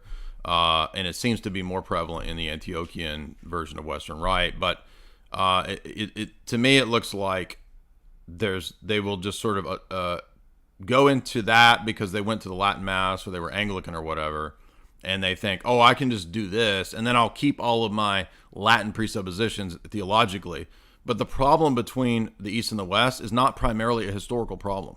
It's not primarily resolved by disputes about historical texts and books about Photius and Michael Paleologus, and all those things matter. They're important, but it's really ultimately about the Trinity and Christology. That's the dispute. And if they don't get that, then that's the source of all these problems. And most of the people that I've seen leave Orthodoxy to go to Rome, many of them, I would say about 6, I can think of about 6, at least 3 or 4 of them were in the Western Rite, and so they just went into that anyway. And that's because they think they know what they're talking about. They don't know what they're talking about when it comes to the theology. I mean, I did 8 hours of lectures on Augustine's teaching to show, yes, he teaches inherited guilt. He teaches it in many places. Yes, he's influenced by Platonic ideas. Yes, he is wrong in many theological things. He teaches the Filioque clear as day and on the Trinity. And none of the people who spew and spit nonsense at me ever even touch the theological issues. All they want to do is talk about how I'm a bad person. They won't touch the 8 hours of lectures that I did on it. Anyway, but I agree with you, Paisios. But I don't know specifically about this person that you're talking about, the Henry II or whatever. I don't know. I mean, I'm not doubting you. I just don't know about that issue. Well, yeah, he was the king of Germany, Right. Or he was the Holy Roman Emperor when he was king of Italy. Forced the Vatican to officially have the filioque to the creed. So he's a formal heretic, but these guys are calling him a saint. Yeah, I mean, just because a person in Rocor said somebody was blessed, that's not enough to necessarily say, oh, well, therefore, I mean, again, a lot of these people seem to act like they seem to think that a saint can't make a mistake or an error or say something wrong. I mean, I'm not sure where they get this. I mean, saints make mistakes; they're not infallible. So, just a lot of mentally ill people too in the so-called Orthodox world. But anything else? Yeah, I would just want to address that because honestly, it's almost becoming like what Hill and Brown are doing. It just adopt all these Western presuppositions and everything will just turn out fine. Right. Yeah. Yeah. I agree. Yeah, it's not. It might be okay, but it's not going to be the solution to fixing the East and the West or whatever. I mean. Yeah.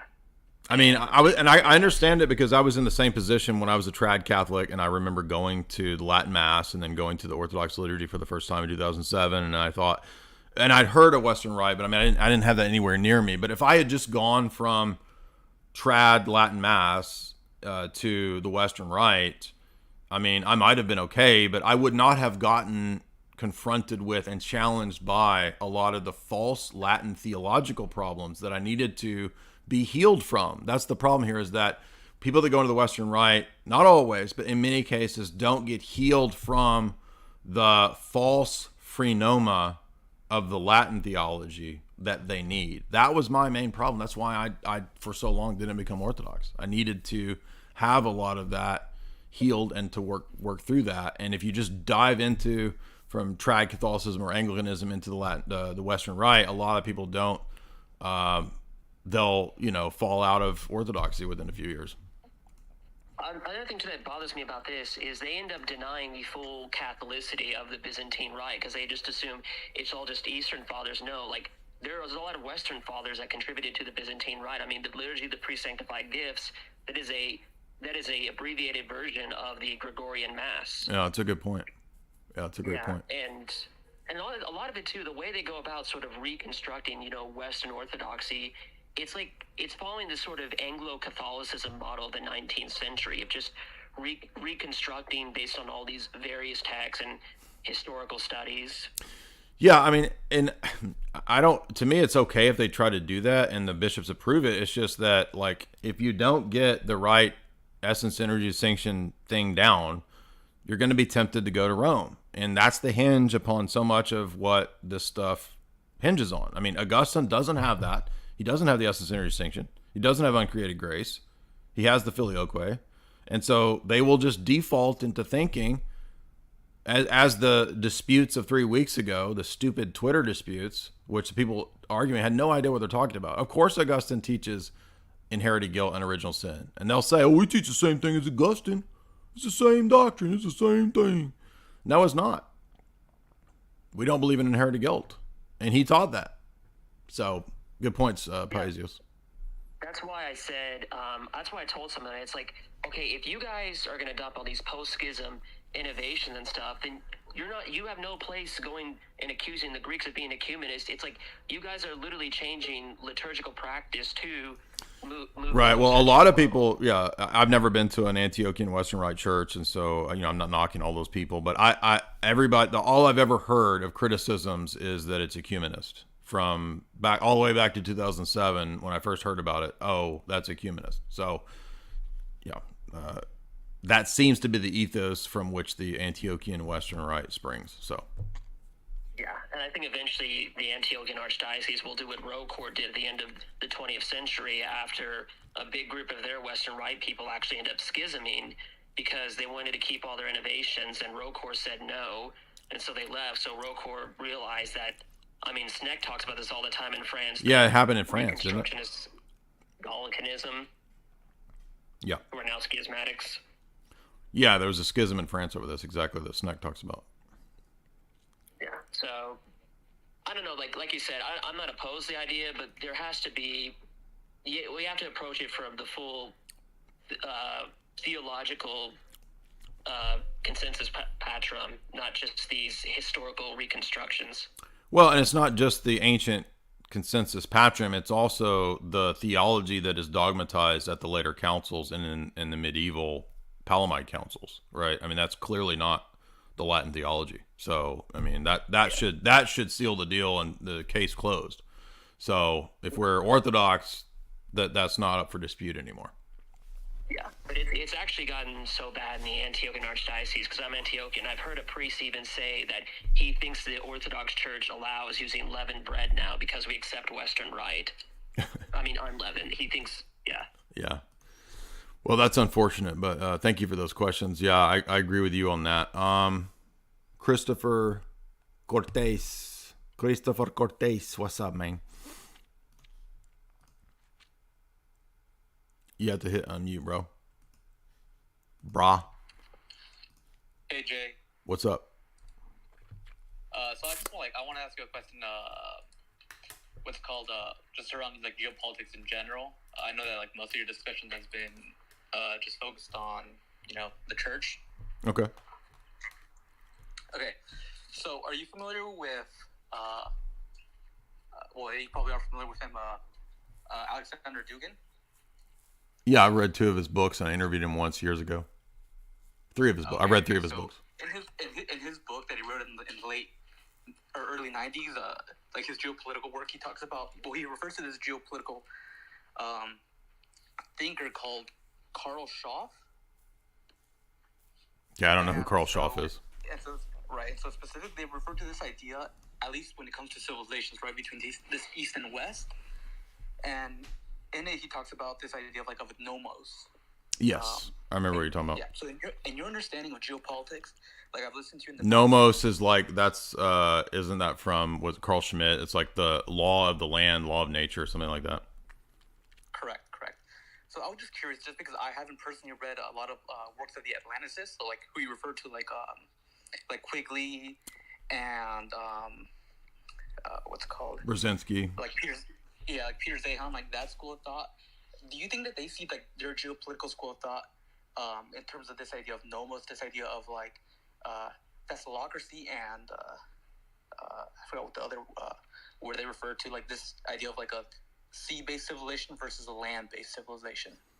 I think that basic characterization is correct of the Anglo-pragmatic attitude. I mean, the Anglican attitude is the British imperial attitude, which is monetarist.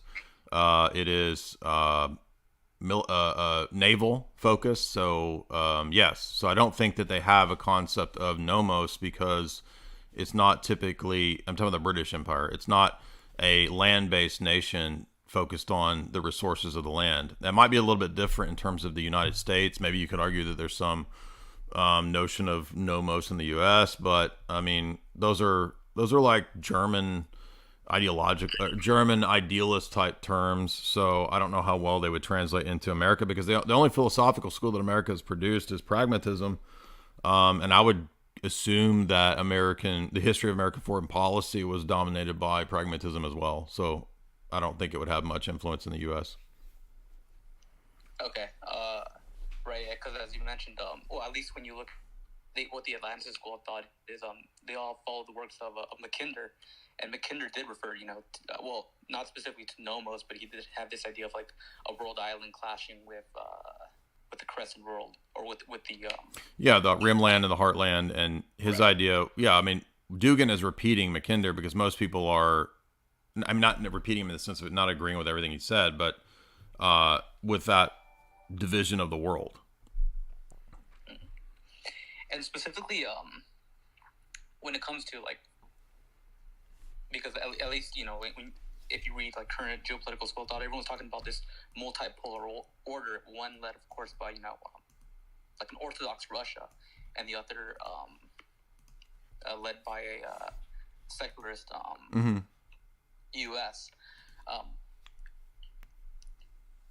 And specifically, like, what I guess I would, I guess the way the question I had was, how do you see, like the Hispanic population in the U.S., considering that most are Roman Catholic, and the nations of like Latin America they're not like a sea-based or sea-based civilization like the Anglos are, but rather like they might see themselves as like aligning with like Eurasia. I don't know if they would. I mean, maybe.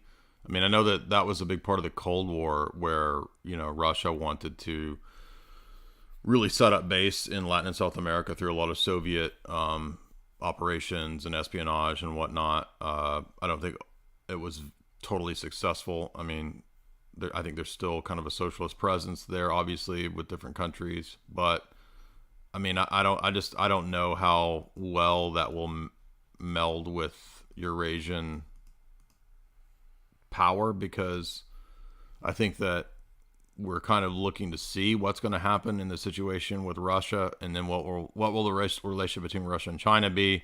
Will there really be a Eurasian power bloc that challenges the West? I don't know. I mean, I really don't know. Okay, I just wanted to get your thoughts on that. I mean, I guess it kind of. I mean, maybe it seems kind of logical, but I just don't know how committed Hispanic. If you're talking about Hispanics that come to the U.S., I'm not sure how committed they are to Roman Catholicism or how. I mean, I know they're Roman Catholic, but I'm saying I'm not sure how that is going to impact their daily decisions to the extent that they're going to wake up and decide to side with Russia. I mean, I think Francis and the Roman Catholic Church are totally pretty much in the sphere of the Atlanticist power bloc. So I don't see how that could happen, but I guess anything's possible. Right. Okay. And that was pretty much it. Just wanted to get your ideas on that. Yeah. Well, you probably know more about that than me. I mean, that's good questions, dude. Thank you. Payesos, did you want to say something else?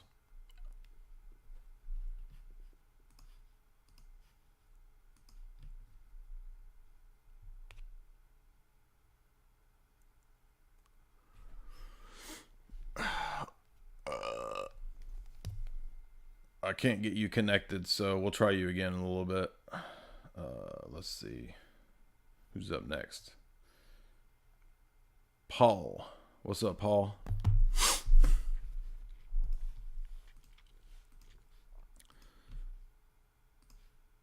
Better call Paul. What's up, dude? You have to unmute. Hi, Jay. Hey, great Hello. to be on your show here. So I'm a very, I would say zealous convert to Orthodoxy. I'm a catechumen. I'm up here in Alaska. I've got me and my wife, my 7 kids. Cool. And so, of course, perhaps in my zealousness, I would love to see, the unification of the church at large.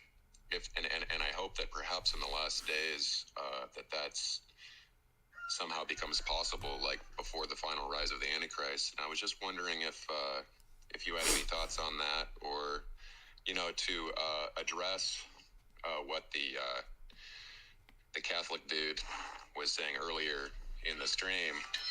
And I was wondering if we could take his question at face value, that he said, well, what would the path to unification be? So I thought it would be kind of an interesting. So hold on, I'm confused again, because from the Orthodox view, the church is unified. There is an Orthodox church. I'm sorry. I'm sorry. It's okay. I'm just trying to. I'm just trying to understand what you're saying. That's a very good point. And there certainly is a real beauty in the way that it's laid out, and it's an argument that I use with my Protestant friends, where I try to say that there truly is. It's unimaginable to think of a better system to have a unity and a plurality in Christianity than what is in Orthodoxy. Right. But I guess if we were to take his question at face value, just for fun, and say, well, could we map out a scenario? Are we talking about the Roman Catholic Church and the Orthodox Church? Yes. Okay. Yes. What, a scenario where the Catholic Church repents, wants to rejoin the Orthodox Church, the Pope agrees to relinquish his title as being infallible and is content to be the first among equals once again. And what would it be like, in that scenario? Right. So I agree. I agree with the letter of Metropolitan Seraphim of Piraeus to Pope Francis, which is a letter that he wrote years ago when Francis was first elected. And he said, if we were to boil it down, there's about, I'm trying to remember how much 34, 36 things that he says would have to be repented of. So if you really were a specific list, it used to be on Ortho Christian, but I'm having a hard time finding that. It's right here on Scribd, which I hate that website, but just read Metropolitan Seraphim of Piraeus' letter to Pope Francis, and he lists about 34 or 5 or 6 things. Okay. Yeah, I will do. But I wouldn't hold my breath. I wouldn't hold my breath for Francis or Rome to do anything like that. I think it would be interesting to write a piece or to come up with like an easily understandable kind of like sort of a cohesive essay on, okay, if let's say, okay, you guys want unity. That's what this is. That's what this is. It's a little book. It's like a 90-page letter. Okay. Another question I had. I had the previous speaker mentioned Peter Zion, I believe. Yeah, I'm not familiar with who that is. Oh, okay. Peter Zion he's a geopolitical strategist. Okay. And, yeah. Go ahead. With an interesting. I'd love to get your thoughts on that at some point. Well, I haven't read him, so I can't comment on. But what's your question? Have I read him? Oh well. No. I just wanted to get your comments on him, but if you haven't read him, he's a geopolitical strategist who is saying that the world is kind of going back into a more nationalistic state of affairs. Globalism is ending much, and when that happens, the United States will, emerge as, doing better than, most countries in the world because we have our own food and energy resources, and we have, a really good trade relationship with Mexico, and we also have, the boomers in the United States had children and had a high birth rate, unlike, sort of like the boomer generation in most industrialized countries. And I think that he just comes with kind of a really interesting, but he seems to be kind of like a mouthpiece maybe for like this sort of like Atlanticist kind of, Western. So, I don't know. Okay. What's his book? And I'll write that down and get it. What's his book? His book is called Accidental Superpower. Okay. Yeah, I'll check that out. That's one of them. Okay. And how do you spell his last name? Zion? Zaihan. Okay. Thanks, man. I appreciate that. I just really appreciate everything that you do, and me and my friends love your work and love to listen to you, and so great job. Well, thanks, man. I appreciate that. That's kind words. I appreciate it. Thank you so much. Thank you. So nice to have a nice caller. Fritz? What's up, Fritz?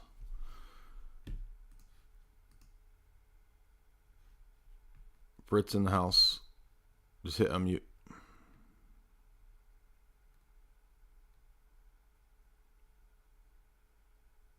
You have to hit unmute, Fritz. Did you want to speak? All right. I'm going to move on. Next up is Daniel. What's up, Daniel? Hit unmute if you want to talk, Daniel. You're muted. Hello? Yep. Hey. What's how's up? it going? Good, man. How are you? I'm doing good. I really enjoy your channel. Okay. I'm gonna come across like a real simpleton and an idiot here because I was born and raised Roman Catholic, but my family was not that religious, so I got out of it and ended up coming back to the faith as an adult. And I just go to like a non-denominational church and read the Bible and pray. And I've been hearing more and more about Orthodox Church and looking into it, and it seems like there's so much information and division and schism. I don't know if that's the right word. You get so many people have so many different opinions, and this is right, this is right. My Orthodox Church is better than yours, and I kind of don't know where to start. Like, I'm not getting the spiritual fruit, I guess you'd say that. Okay, well, I feel like I'm right. Well, the key to orthodoxy is not starting with online disputes, but to find an Orthodox church that is solid and conservative to go visit. So you're going to have to check out the actual churches around you and make the decision through that course, not based on people arguing on the internet. Right. Yeah, because I do follow some online pastors. They're, like, I guess, would Mike Winger be considered a Protestant? Yeah. Yeah, and I wonder why, if these people are so versed, they know the Bible so well, is it that they don't know their history? Like, why isn't it? Well, I mean, the Protestant religion is the Bible. I mean, the Bible is pretty much the God of that religion. So that's why they know it well, but that doesn't mean they're interpreting it correctly. I mean, you can... I mean, Satan knows the Bible well, so. Is the Orthodox Bible different than the Christian Bible? Is it different than the Roman? Yes. So I would recommend, if you want an Orthodox Bible, get the Orthodox Study Bible. It's really good. And then, yes, we do have the deuterocanonical texts, much like the Catholics have it.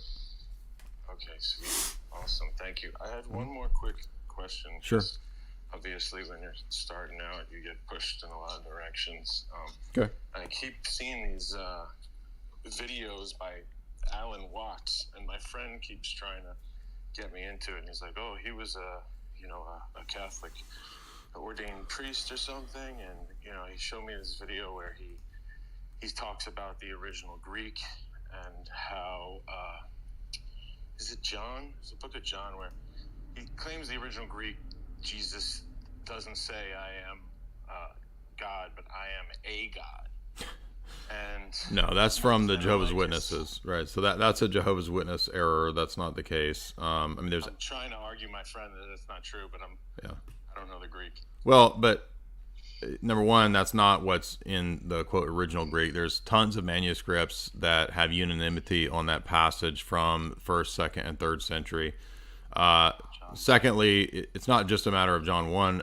I've lectured through the totality of the Gospel of John, and you'll see in those lectures, in every chapter, there's references to the deity of Christ and the Trinity. So you can literally go through every chapter of the Gospel of John. It's not like the whole thing hinges on John 1, but no, that is not the correct version of John 1. I'm just trying to find the right information so I can tell my friend that he's wrong. Well, I would say, I mean, again, the Orthodox Study Bible is based on for the New Testament, the received text. It's the traditional text of the church. And so I would say you could either get that or the Eastern Orthodox Bible. Both of those are good to have, and you can compare the two. And also, I would say, you could start by watching something like Father Josiah Trenum's talks, Rock and Sand, which are good YouTube talks to start out. I would say start with those, and then start by going and visiting the Orthodox liturgy. Orthodox liturgy. Okay. Awesome. All right, real quick, last thing I wanted to know. People seem to get everything. Humans mess everything up and complicate things, but I do want to be on the right path. If Jesus, when he comes back, if someone's a devout Protestant or devout this or that, they follow Jesus, love Jesus, do you think he is going to care whether someone's Orthodox or Catholic or Protestant. I know, obviously, like Mormons and. Well, I mean, we believe that he does care because he set up a church, and so he cares because he established a church that's his historic church that he expects people to join. So, yes, I think he cares. All right, I'm looking forward to it. Thank you, Jay. Appreciate it. Yeah, good questions, man. All right, thanks. Bye. Yeah. Big Chief, what's up, dude?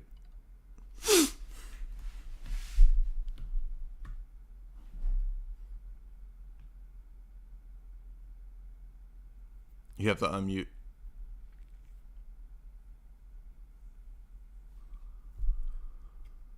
Hello. Yes, sir. So my question is, like, I was talking to somebody yesterday about this thing, and they brought. It was really weird. I've never heard of it, but then again, I don't know everything on the planet, so of course I wouldn't know it. But they brought up this character named Lilith that was supposedly made before Adam and Eve. It was really weird. I didn't know if, like, you know of this character or not. Right. Well, I mean, so that's part of the Kabbalistic myths about Genesis 1 and like the Talmud and the Zohar. So that's not part of our tradition. However, Lilith is mentioned in one of the texts in the book of Isaiah. So it's entirely plausible that there's a demon called Lilith, which is mentioned in Isaiah, but that doesn't mean that some crazy sex story about Adam and Lilith from Genesis is true. Right. I didn't know anything about it. I just like heard it like in a passing comment. It was like I just didn't understand it. So, you know, it's good I get to ask the question. But Yeah, like, it's just a Zohar myth thing. What was that? It's like a myth from like the Zohar and stuff. Myth from Zohar? Lilith is a myth from the Zohar and Kabbalistic mysticism. Right. So what is that, and how would I like refute that, or like? Well, I mean, why would you have to? It's not part of our tradition. It's not part of the Bible. Why would you have to refute it? It's from another religion. So. Yeah, that's true. So what do you mean? Asking, sorry. That's okay. I'm not trying to be rude. I'm just, you don't have to refute it because it's not a part of our religion. Exactly. It's like why would you need a fire hydrant? It's not even a fire. Well, I mean, did somebody make a case for Lilith to you, or like where did you come across this? Well, I was just in like a conversation talking about stuff because like they were inquiring about Orthodoxy, but like, you know, they'd never heard of it at all ever. So they're like, look, I gotta tell you. So like, you may not think of it, but there's actually this character named Lilith, and actually she was born before Adam. And it was like, I didn't want to like entertain it. It's kind of like this one time, this one weirdo I used to work with. He used to he told me once about there's the Holy Trinity, and then there's the unholy Trinity, and there's it's like, and I didn't want to entertain it, so I was just like, I've never heard of that before, but I wouldn't worry too much about arguments for Lilith. I mean, I think it's Isaiah. It's either Isaiah 20. I think it's Isaiah 28. It's either 24, 28, or 32. There is a text that says that Lilith, the night demon or the night creature, will inhabit one of the barren cities. But I mean, that doesn't have anything to do with her having sex with Adam. I mean, it's just made up. Right. I didn't even know about that. It's just I've just never heard of the character before because I've never read the Bible all the way through, so I never even knew the name of it. But I am trying to read the Bible a little bit. That's good. Yeah, that's good. Yeah, the Orthodox Study Bible notes are pretty good on all that. So. All right. Thanks, Big Chief. Good questions. Let's move on to what's up, Rachel? She has a question. What's up?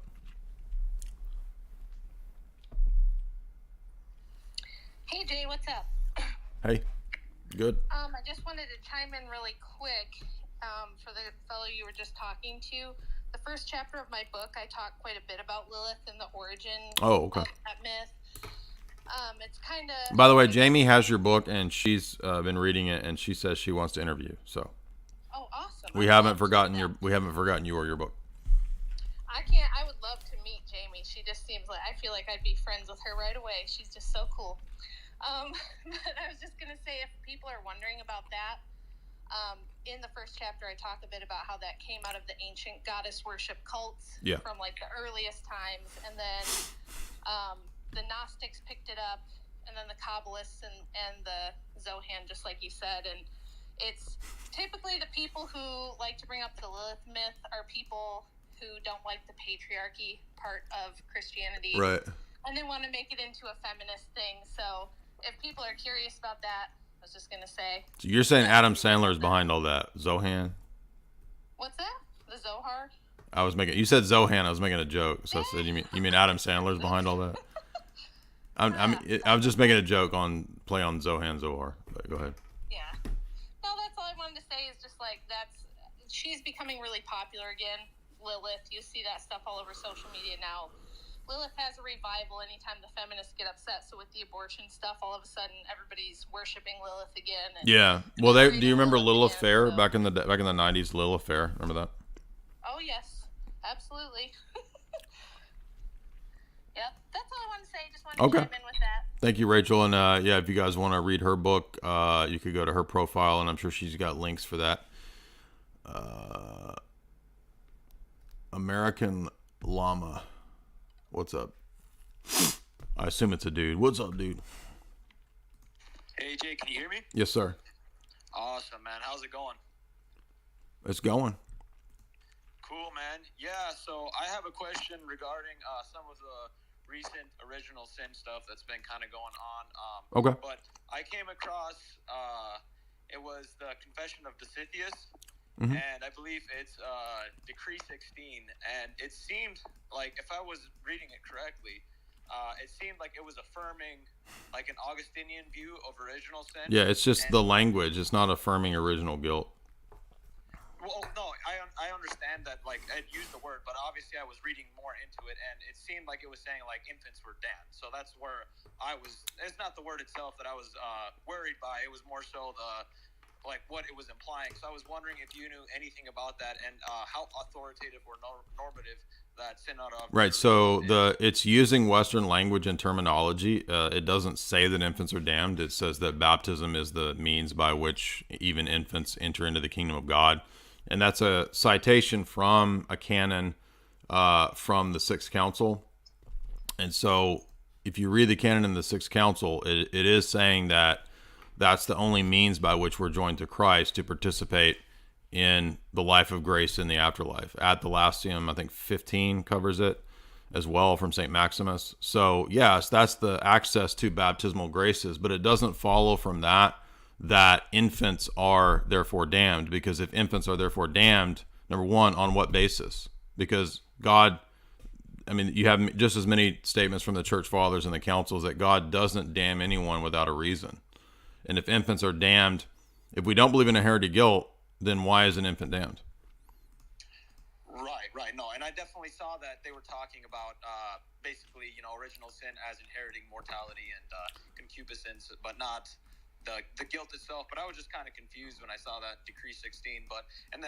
I just think you have to balance that with all the rest of what Orthodoxy says. And everybody who would try to argue that we do believe that infants are damned has to come up with an explanation of why, if we don't believe in inherited guilt, because there's nobody, whether you're Roman Catholic or Orthodox, believes in inherited guilt. The only people who believe in inherited guilt are Calvinists. Roman Catholics don't believe that anymore, nor do Orthodox. So literally the only people that believe in inherited guilt are Calvinists. So if you're Orthodox and you think infants are damned, we need to hear on what basis. Right, absolutely. Yeah, and then I guess kind of a follow-up on that, just I guess with authority, concerning councils and stuff, how authoritative would that council of, that Synod of Jerusalem be considered in terms of like ecumenical councils? Obviously, it's not an ecumenical council. I think it's a document that for the most part expresses the Orthodox view, but it confuses people because it uses Western and Latin language. It's just like when translation of John Damascus used the term transubstantiation. Well, I mean, there's no problem with using that term unless you give it all of the Roman Catholic scholastic meanings, and John Damascus is not doing that. So the problem with terminology just means that people will read into that their theological presuppositions if they see that word there. That makes sense. Right. So, and that's why you have to balance it with all the other statements. For example, St. Photius pointing out that we don't believe in the doctrine of inherited guilt. That's why you have to look at the doctrine of recapitulation. You have to look at what St. Maximus says. You have to look at, St. Gregory Nyssa has a whole thing on, the death of unbaptized infants. And the traditional Orthodox attitude is that we're not necessarily saying they're saved, but we're not necessarily saying they're damned. We commend them to God. And that's the Orthodox position has no problem just saying we commend them to God. There's different prayers that the priests and the liturgy have for infants who have died in the church as opposed to infants who've died outside the church. We commend them to God. We're not saying they're necessarily damned. We're not saying they're necessarily saved. We don't know. God hasn't told us that, and we're okay with that. But it doesn't work to have Augustinian presuppositions and go read that text and therefore say, therefore we believe everything that Augustine says, and all of the Orthodox who deny inherited guilt are wrong. You're just making a fool, not you, but people that are arguing this are making fools out of themselves, because there's nobody in the world, whether Roman Catholic or Orthodox, that believes that infants are damned and believes in inherited guilt except for Calvinists. So they don't even have a position that anybody else has except Calvinists.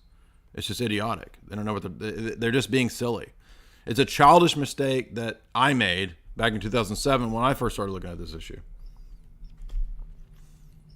Right. Yeah, no, and I had noticed, I'd read plenty of Eastern Fathers, and I know that they didn't teach, inherited guilt as in, like, we're guilty in Adam, from, like, in an Augustinian sense. And I was just confused when I was reading that decree. Right. So infants, they're not automatic. So they are born from Adam deprived of the life of the Holy Spirit, as everyone born of Adam is.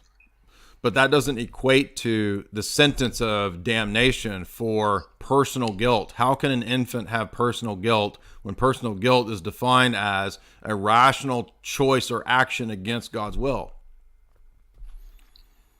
Right. No, yeah, exactly. It's that difference between nature and person. It's like the nature is fallen, but that doesn't mean the person is, committed that person. Well, and it's a difference between ancestral sin or original sin and actual sin.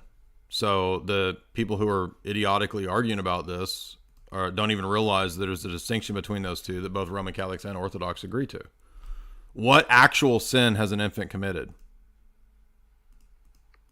Right. None.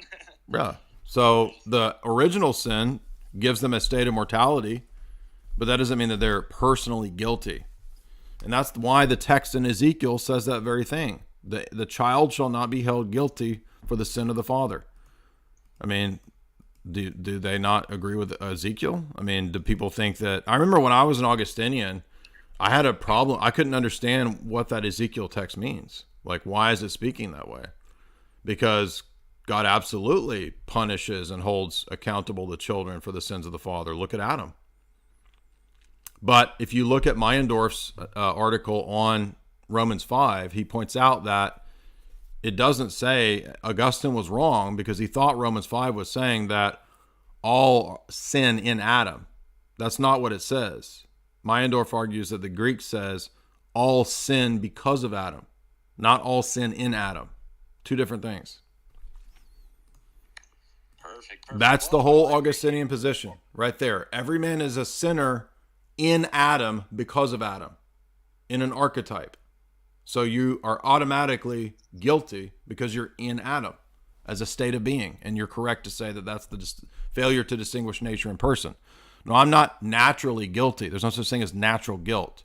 Guilt comes from a personal sin, an actual sin committed by a rational individual, not a baby.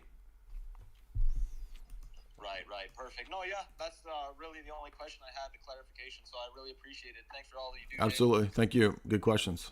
Appreciate you, man. Undercover Ethel. What's up, Ethel? That's a grandma name. Bertha Ethel. What's up? What's up? Well, I just wanted to ask a question. I guess I'm an Orthodox inquirer. Okay. I hope to become part of the church soon. Okay. But I've seen, I grew up Protestant, Church of Christ. I'm not really sure what, denomination that is, but... Campbellite, Alexander Campbell. I'm familiar with it. Okay. So that's how I grew up, and we didn't really talk about Mary really only came up like when we like Christmas time and birth, but like there wasn't really like much discussion about her and I guess her sin or whatever, like the matter of sin when it comes to her. And I've heard people like there's a difference between the Catholic view of Mary and right. So we believe that right, so Orthodox view, and I guess I just wanted to like right. hammer that out because I've had people ask questions, I guess. Right. Well, it actually relates to the last guy's question. And so another way to disprove the Augustinian view of original sin is the Orthodox view of Mary. So we believe that Mary inherits the effects of Adam's sin. So because she dies, we have in the Orthodox Church the Feast of the Dormition of the Virgin Mary, which means that she died. She went to sleep, aka died. And the only people who die are the sons of Adam. So she had all of the effects of Adam's sin. But as Orthodox, we do not believe that she ever committed actual sin. So the Marian doctrine of the Orthodox Church proves our argument against Augustinianism, and it also is a contrast to the Roman Catholic view that, because of their Augustinian acceptance in the past, that there was a need to have an immaculate conception, that Mary herself also had to be immaculately conceived for Jesus to be pure. Well, we don't think that that was necessary because we have a different view of original sin. So, our refutation of the Roman Catholic view is simply that, why did Mary die? And typically Roman Catholics will say, well, she just like wanted to unite herself to her son's suffering. And so somehow she like willed herself to die as a union with Christ's death, but she didn't have to die. Well, we just think that's ridiculous. We don't think that Mary was exempted from death. I mean, even the Uniates in the Roman Catholic Church have the Feast of the Dormition, which means she died. So their position is an innovation. And against the Protestant view, I know that, ironically, of all of the Protestants, it's actually the Church of Christ that are a little closer to the Orthodox on this position. Because Church of Christ don't believe that infants are guilty of Adam's sin. So that's the Orthodox position. However, we do believe in ancestral sin, and we do believe that there's a deprivation of grace that comes as a result of the fall, which in that case, I think the Church of Christ Campbellites would be a little more towards the Pelagian view. Okay. So then, really, the Roman Catholics almost like they view her as just completely sinless, is what you're saying, or that she was born sin.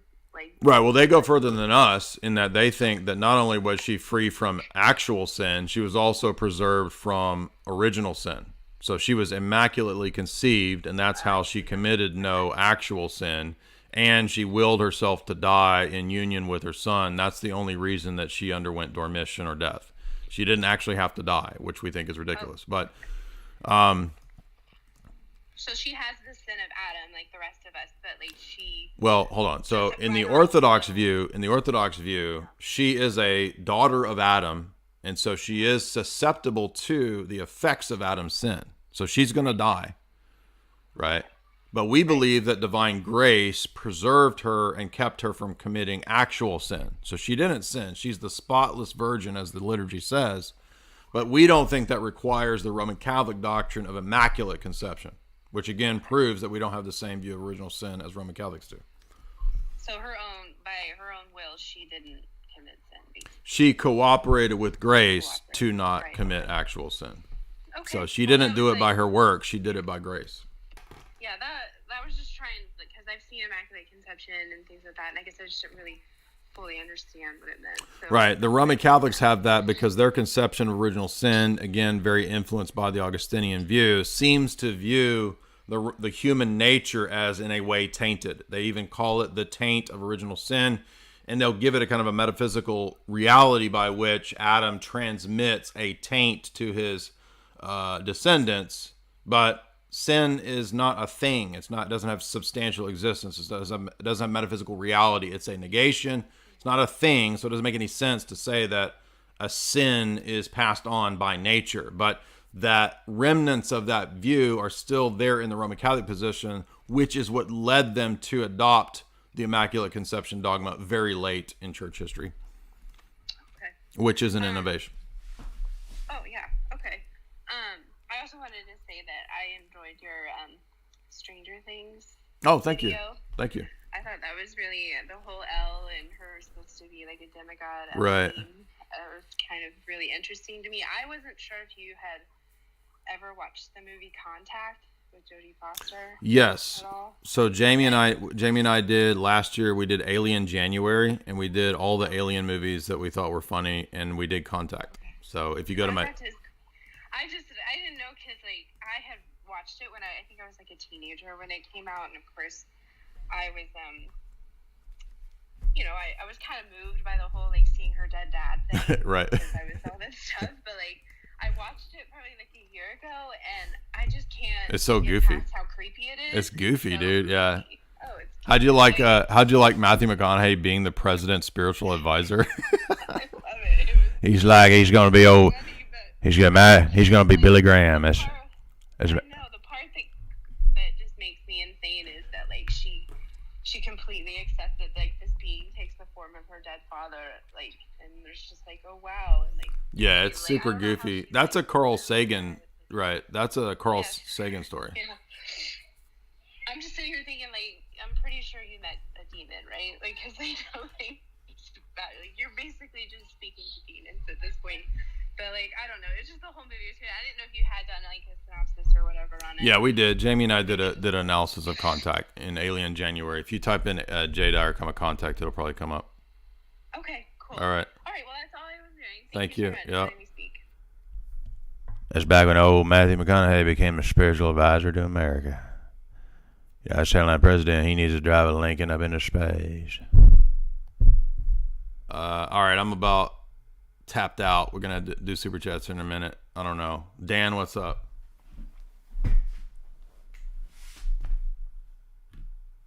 Hello? Yes, sir. Hey, Jay. I wanted to ask, because one of the things that I've come across, when speaking to people is when you debate them, like, let's say in the terms of God and Christ, they try to bring up definitions, right? Like, oh, what is your definition of something like God, right?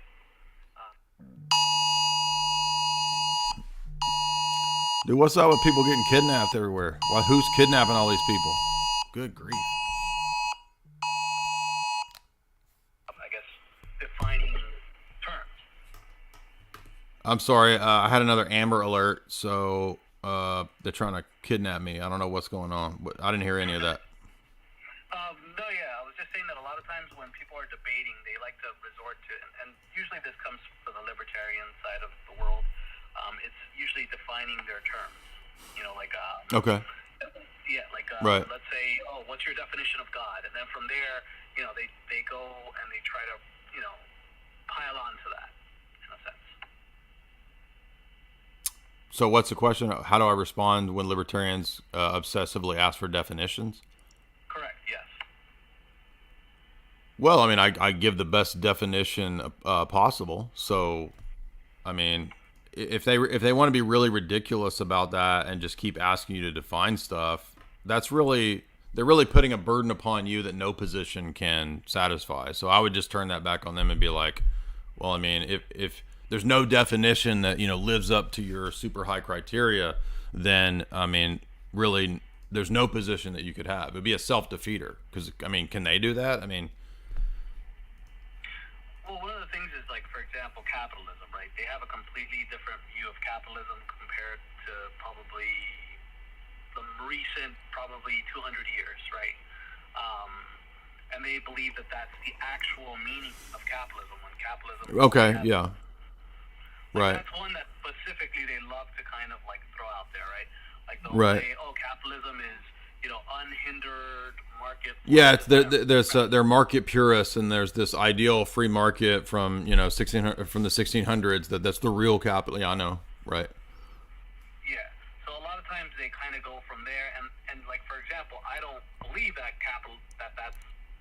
that's something like a new invention in a sense, right? Prior to that, capitalism basically didn't exist. Right. It's an Enlightenment revolutionary philosophy, correct?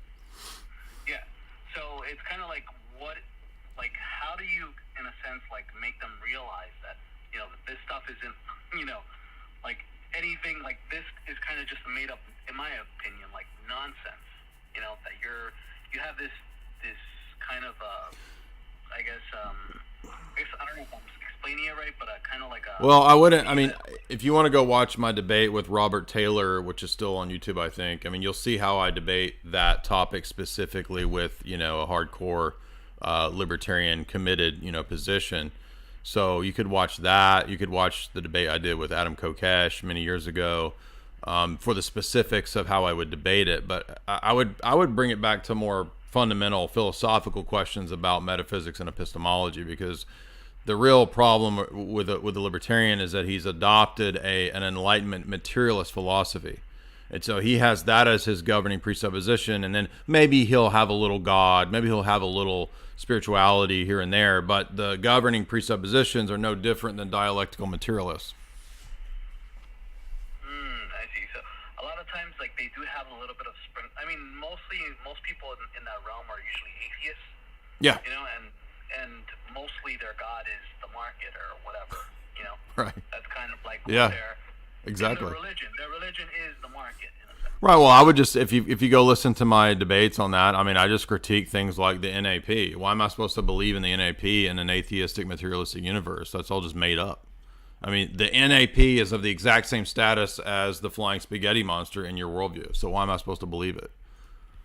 And then they'll just say dumb stuff like, "'Cause it's better for you," and what's better? How do I know what's better? Who says who? Right? I mean, they start bringing in value judgments. They start bringing in metaphysical claims. Then you just critique that. Oh, I see. Yeah, because then it gets into like a nature of like this subjectivism in a sense, which ultimately they have in their philosophy, because a lot of times they see value as subjective, right? Like if you're in your couch being lazy, for example, right?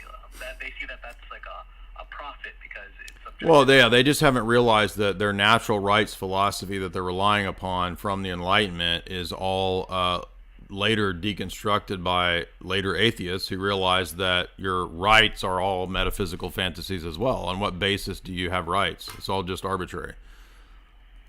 Yeah. I just wanted to ask about that, about how the defining of terms. How is that's become such a huge debating kind of view for them?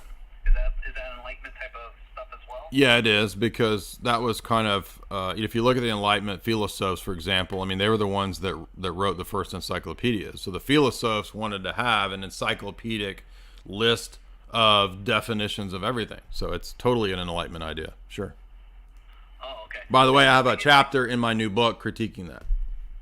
Oh, perfect. When does it come out, if you don't mind me asking? It's going to be sooner than I thought. I thought it would be like 1 to 3 months, and it looks like it'll be in the next 2 or 3 weeks. So. Right, because one of the things, which by the way, I'll pick that up when it comes out. I'm sure it's gonna be fantastic. But one of the things that I like, if they're gonna ask me to define God, I don't think I could define God with. Go listen to the okay, yeah. So you want to hear so this is exactly what Robert Taylor does in the debate. So we did 2 debates on God, and we did 1 debate on capitalism. And if you go listen to the Robert Taylor debates, that's the whole debate. Is the very things you're saying. Oh, okay, perfect. I just wanted to see, because like I'm already kind of like, if I'm trying to define God, I don't think I could put him in words. I could define some attributes towards him, I guess you could say, right? But not fully use human language in a sense, because it's beyond human language, right? Would that be correct? Well, I mean, when we had that debate, he asked the same questions, and I was like, well, I can give you linguistic definitions, but they don't exhaust the thing. And so he had such a naive view that he thought that you could have an exhaustive linguistic definition of a thing, which is ridiculous. But I was like, dude, nobody has that. What are you talking about? There's no exhaustive linguistic definition of a thing. Like, what delusion are you living in, right? So that's they're asking for something retarded that nobody can give. Yeah, like purpose, right? Like purpose means, like, to the libertarian, purpose is just like material things, but to other people, it's it's beyond just. To some, it's more than just material things. So I mean, linguistic definitions pick out a thing, and they can describe a thing, and they can kind of give definitions in that sense. But there's no exhaustive definition exhaustive definitions would require omniscience. So it's like, do you have an omniscient mind, libertarian, by which you can exhaustively define a thing? It's just a thing that they do, and they're not even typically sophisticated enough to even realize that they can't even do that. So it's like a low level. It's like a sophomoric philosophical type of thing. Oh, okay. Gotcha. Well, yeah, just wanted to ask you about that, and I'll definitely take a look at the Robert Taylor debate. Okay, yeah. There's 3 of those, and all of those would be relevant for that. Guys, look, trying to tell you right now, how am I so mean? I'm so mean, and I'm so ramped up because I'm on these hot organic little doses of fire, baby. I'm talking about the Tomcat Ali, the Tomcat 100. That keeps me pumped for most of the day. It is a proven testosterone booster. You can get that over at chalk.com. We are all dosed up on toxic masculinity over here. I highly recommend you get the Tomcat Ali. There is a promo code that I have, which is J50, JAY50. That'll get you 50% off any of those excellent organic supplements. Well, it's actually purer than organic, to be precise.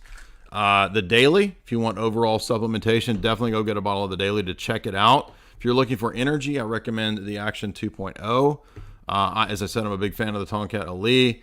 They also have Mental Clarity, She Legit. Jamie just read 2 Elvis books yesterday in one day. So she's like flying through these books. I'm convinced it's got to be because she's on She Legit every day. So that's great for hormone balancing in the ladies. Get over to chalk.com right now. They are the show sponsor. They're my favorite show sponsor because they're also the only show sponsor. And they're the best. And I can guarantee you that you're going to get the best supplements to add to your healthy diet to ramp up that toxic masculinity level in your body, baby. Do it now. Also, if you don't want to keep putting in the promo code every month and adding a new order, you can set a recurring subscription and you get a little more discount on that. And that's J53 Life, J53 Life, J53 LIFE. That'll give you 53% off. And go ahead and put those orders in now because, as we said, there's legislation in place now to try to get supplements off of the interwebs. They don't want me selling you good supplements. And so you trust me or you trust a bunch of Democratic government people in Illinois trying to push legislation against supplements, right? Who's the good guy in this situation? I wonder, right? So go ahead and put those requests in now. We also, who knows what's going to be happening if we're going to have new lockdowns. We don't know about supply chains. I mean, who knows, right? So go ahead and get your chalk orders while you can. Daniel, what's up, dude? You are on the air.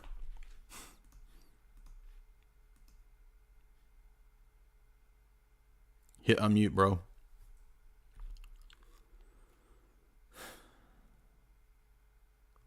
Go ahead. Go ahead. All right. Daniel is not with us. Measured Harmony. What's up, dude? Measured Harmony. Hello?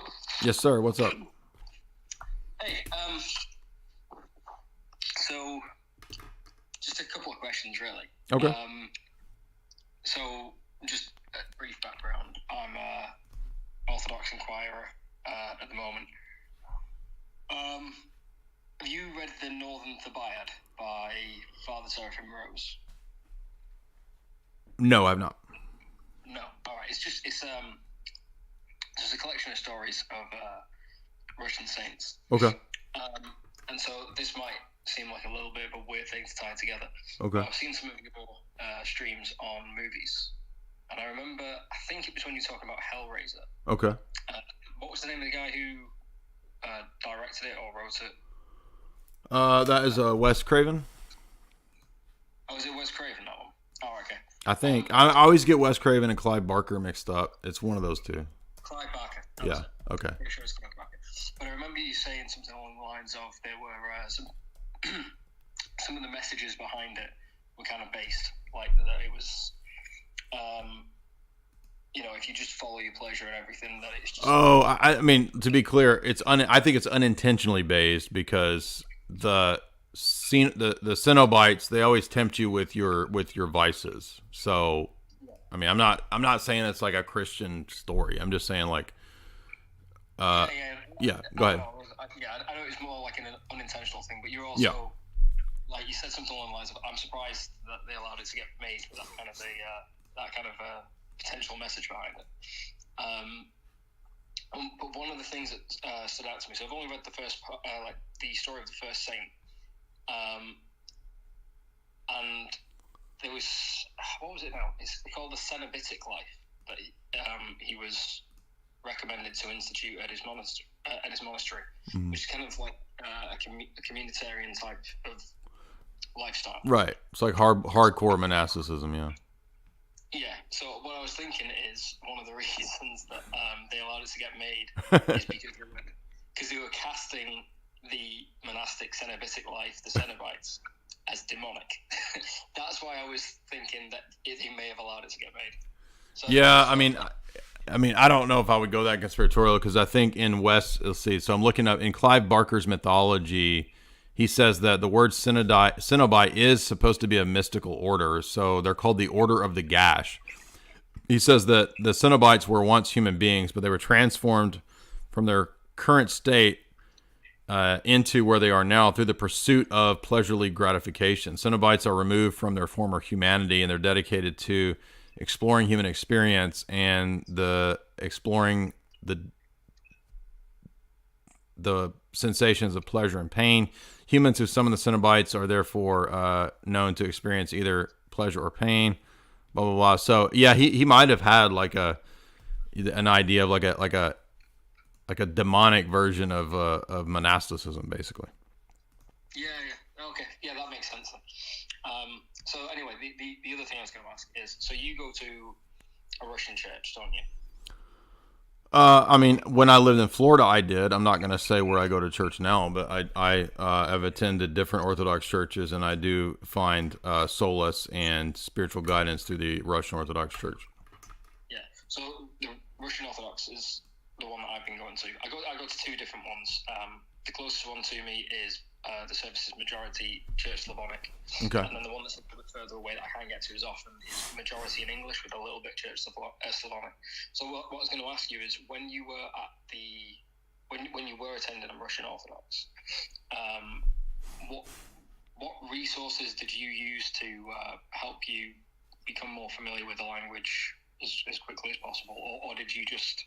I mean, I don't know Church Slavonic. I mean, we typically have, prayer books and divine liturgy books in English that I would just follow along with. So I have the same blue Holy Transfiguration Monastery book that I've had since 2007. So. Oh, right, okay. Fair enough.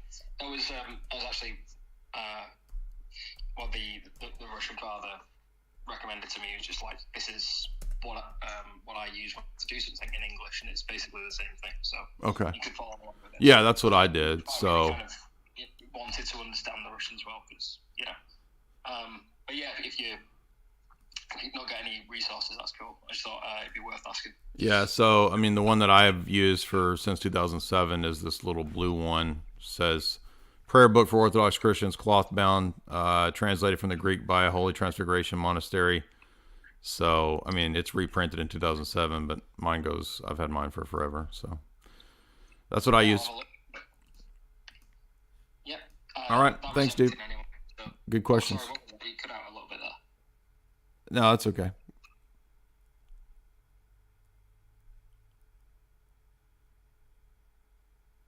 Tom. And then we'll do some super chats in a second. What's up, Tom? Hey, Jay. I am Orthodox Inquiring, and I understand the possibility of the contrary argument, and so I've just been going through worldviews, and I've come across the analytical idealism worldview, and I was wondering if you could help me kind of walk through refuting that.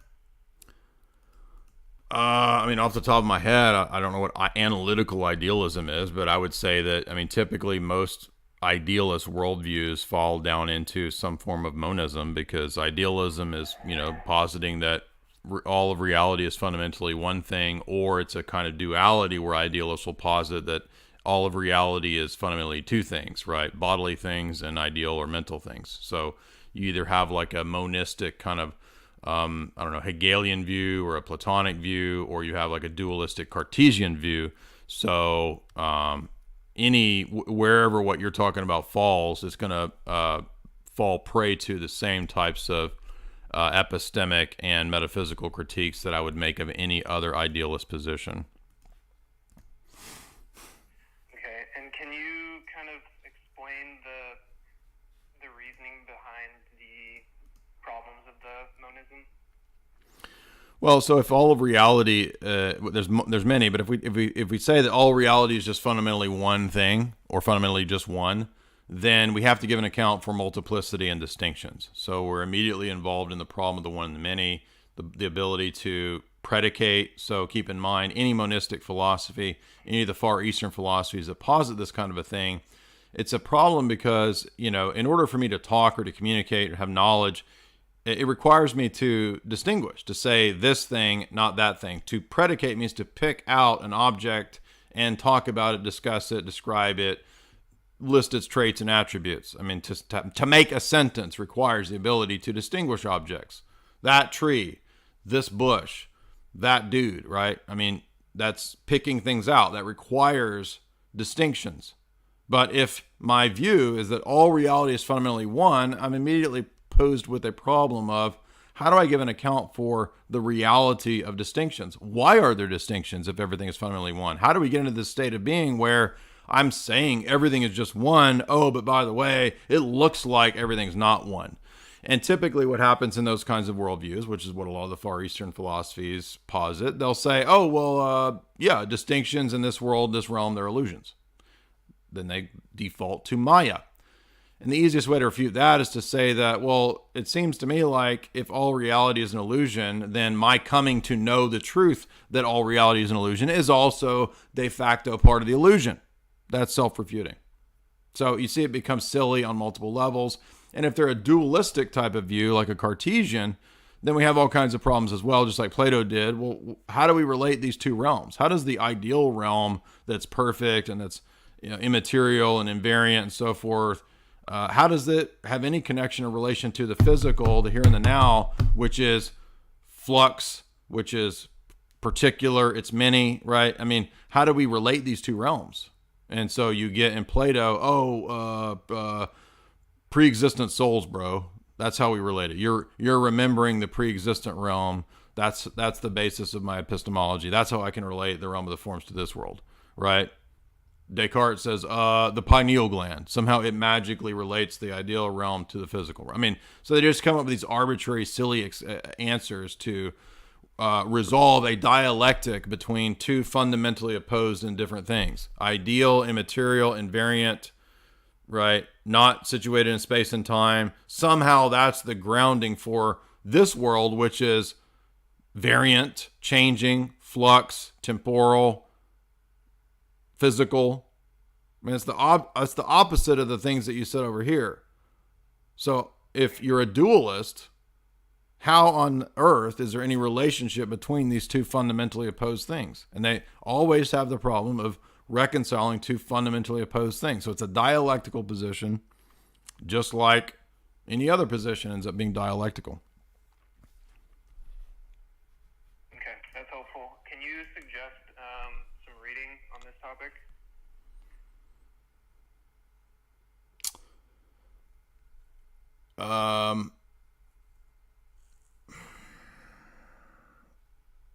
I mean, there's not that many idealists. So like, it's not a position that a lot of people really try to defend. I mean, there are some Platonists and mathematicians who affirm Platonism, but I mean, if you're looking for like a thorough critique of like every worldview like this, I mean, John Frame has a book, History of Western Philosophy, and he goes through a lot of these kinds of positions like this and critiques them. So I mean, I'm not a huge John Frame fan, but that book would probably critique that position like you're asking for. All right, thank you. Yep. Let's get to some of these super chats. Gossip Girl. Woo, Gossip Girl. Sounds like a fan of my #1 hit single, Gossiping. She says, "Hey Jay, can you give a quick refutation of a dualistic worldview?" There we go. We just did it. Maybe there's enough time and a quick overview. Yeah. So hopefully you listened from the beginning 3 hours ago to now. TK, $5, just because. Thank you for the information on many topics. Well, thank you, TK. Much appreciated. Mark Serve, 1053. That's a funny amount. He says, off topic, I used to have a membership for Jay's Analysis, but now I'm on Rockfin. What is the best way for supporting you in terms of money-wise? I mean, you could buy the books, you could super chats, tips on Rockfin, any of those things are fine.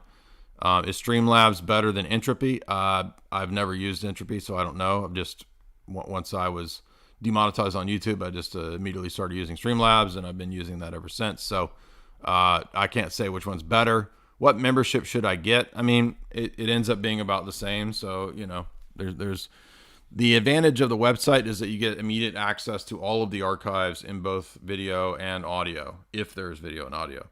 So my website has everything. Because I had 1,000+ videos when I joined Rockfin, I still haven't moved everything to Rockfin. So Rockfin has certain advantages in terms of a flat fee of $10 or whatever the price is, where you get access to everybody. So that's the advantage of Rockfin, but you don't have access to all of my back catalog because I'm only about halfway through my back catalog moving it to Rockfin. So I've been on Rockfin for 9-10 months, and I've only gotten half of the 1,000+ talks and videos over there. So there's pros and cons either way, right? Does that make sense? So, yeah, you can make a decision in terms of that. But thank you for your support, Mark. Much appreciated. And he says, God bless. God bless you as well. Ren, $10. Jay, I love your channel. I'm struggling to understand what's in the Old Testament. I see pro-choice point to this. I don't know how that would support any kind of pro-choice argument, because, I mean, God has the right to take anyone's life when he chooses. That doesn't mean he gives everybody the right to murder whenever they will, right? So God has the power to give and to take life. That's his power. That's his right. There's different arguments and takes that you could have on the Canaanite conquest. It's no different really than the flood. I mean, there was a lot of people who were drowned in the flood. We don't think that necessarily means that you wouldn't be saved. If you look at the Orthodox doctrine of the harrowing of Hades, Christ went into Hades to preach to the spirits in the Old Testament. So that's the Orthodox view. So, in our view, eternal life is more important than this life. And so Christ is still giving the opportunity of eternal life to anyone in the Old Testament as well. That's why the gospel is preached to all the dead, according to Peter. And that would presumably be, include infants like you're talking about who didn't live their full life or whatever. So it's kind of, in a way, it's a kind of a mercy in that sense in an ancient, brutal world. And there's also the possibility that some of those, there might have been an infection going on that we don't know about, because there's certain curses that are involved in the practices of the people in Canaan's land. They weren't just like degenerates. They were like doing really crazy, nasty stuff. And so there might have been something that genetically was affecting these situations such that they needed to be removed in God's providence at that time. So we're not told a whole lot about that, but that's my take on that. Storm the Cat, $5. Hi. Thank you. Rock, $10. Free the Rock. Rockfin, or do you mean the Rock as in the rock? The Rock who does this with his eyes. Wrestler Rock, WWF Rock. I don't know who you mean. BPF, $20. Thank you for your time, Jay. I'm still struggling with determinism, but I am trying to work it out. Well, again, I think the answer to the determinist issues comes through Christology. So if you get into how there has to be human will and energy, that it has its own causal power, then that will reconcile this overemphasis on thinking that God is the direct cause of every event. I mean, just look at Scripture. At times we have demons doing things. At times we have humans doing things. At times we have God doing things. Right? God is not the direct cause of every event. Even though God can create the world, he can create a world where there are secondary causes and agents. That doesn't require him being the direct, immediate cause of every single event.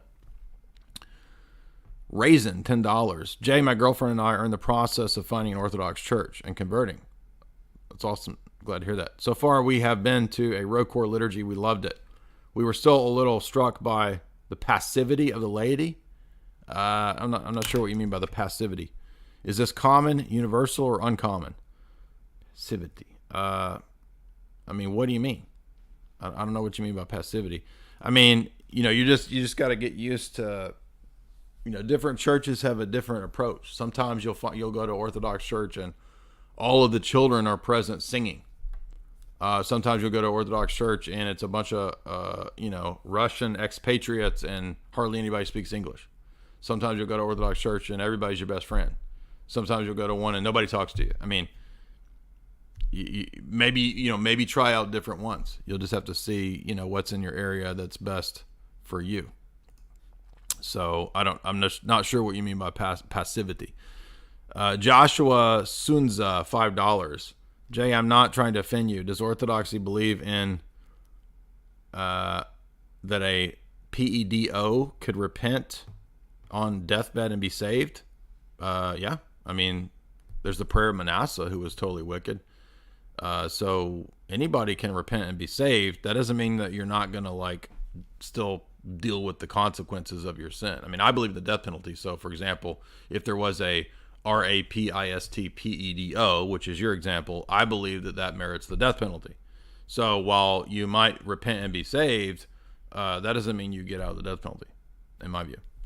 So, and that's, I think, the traditional view of most civilizations the last 2,000 years. So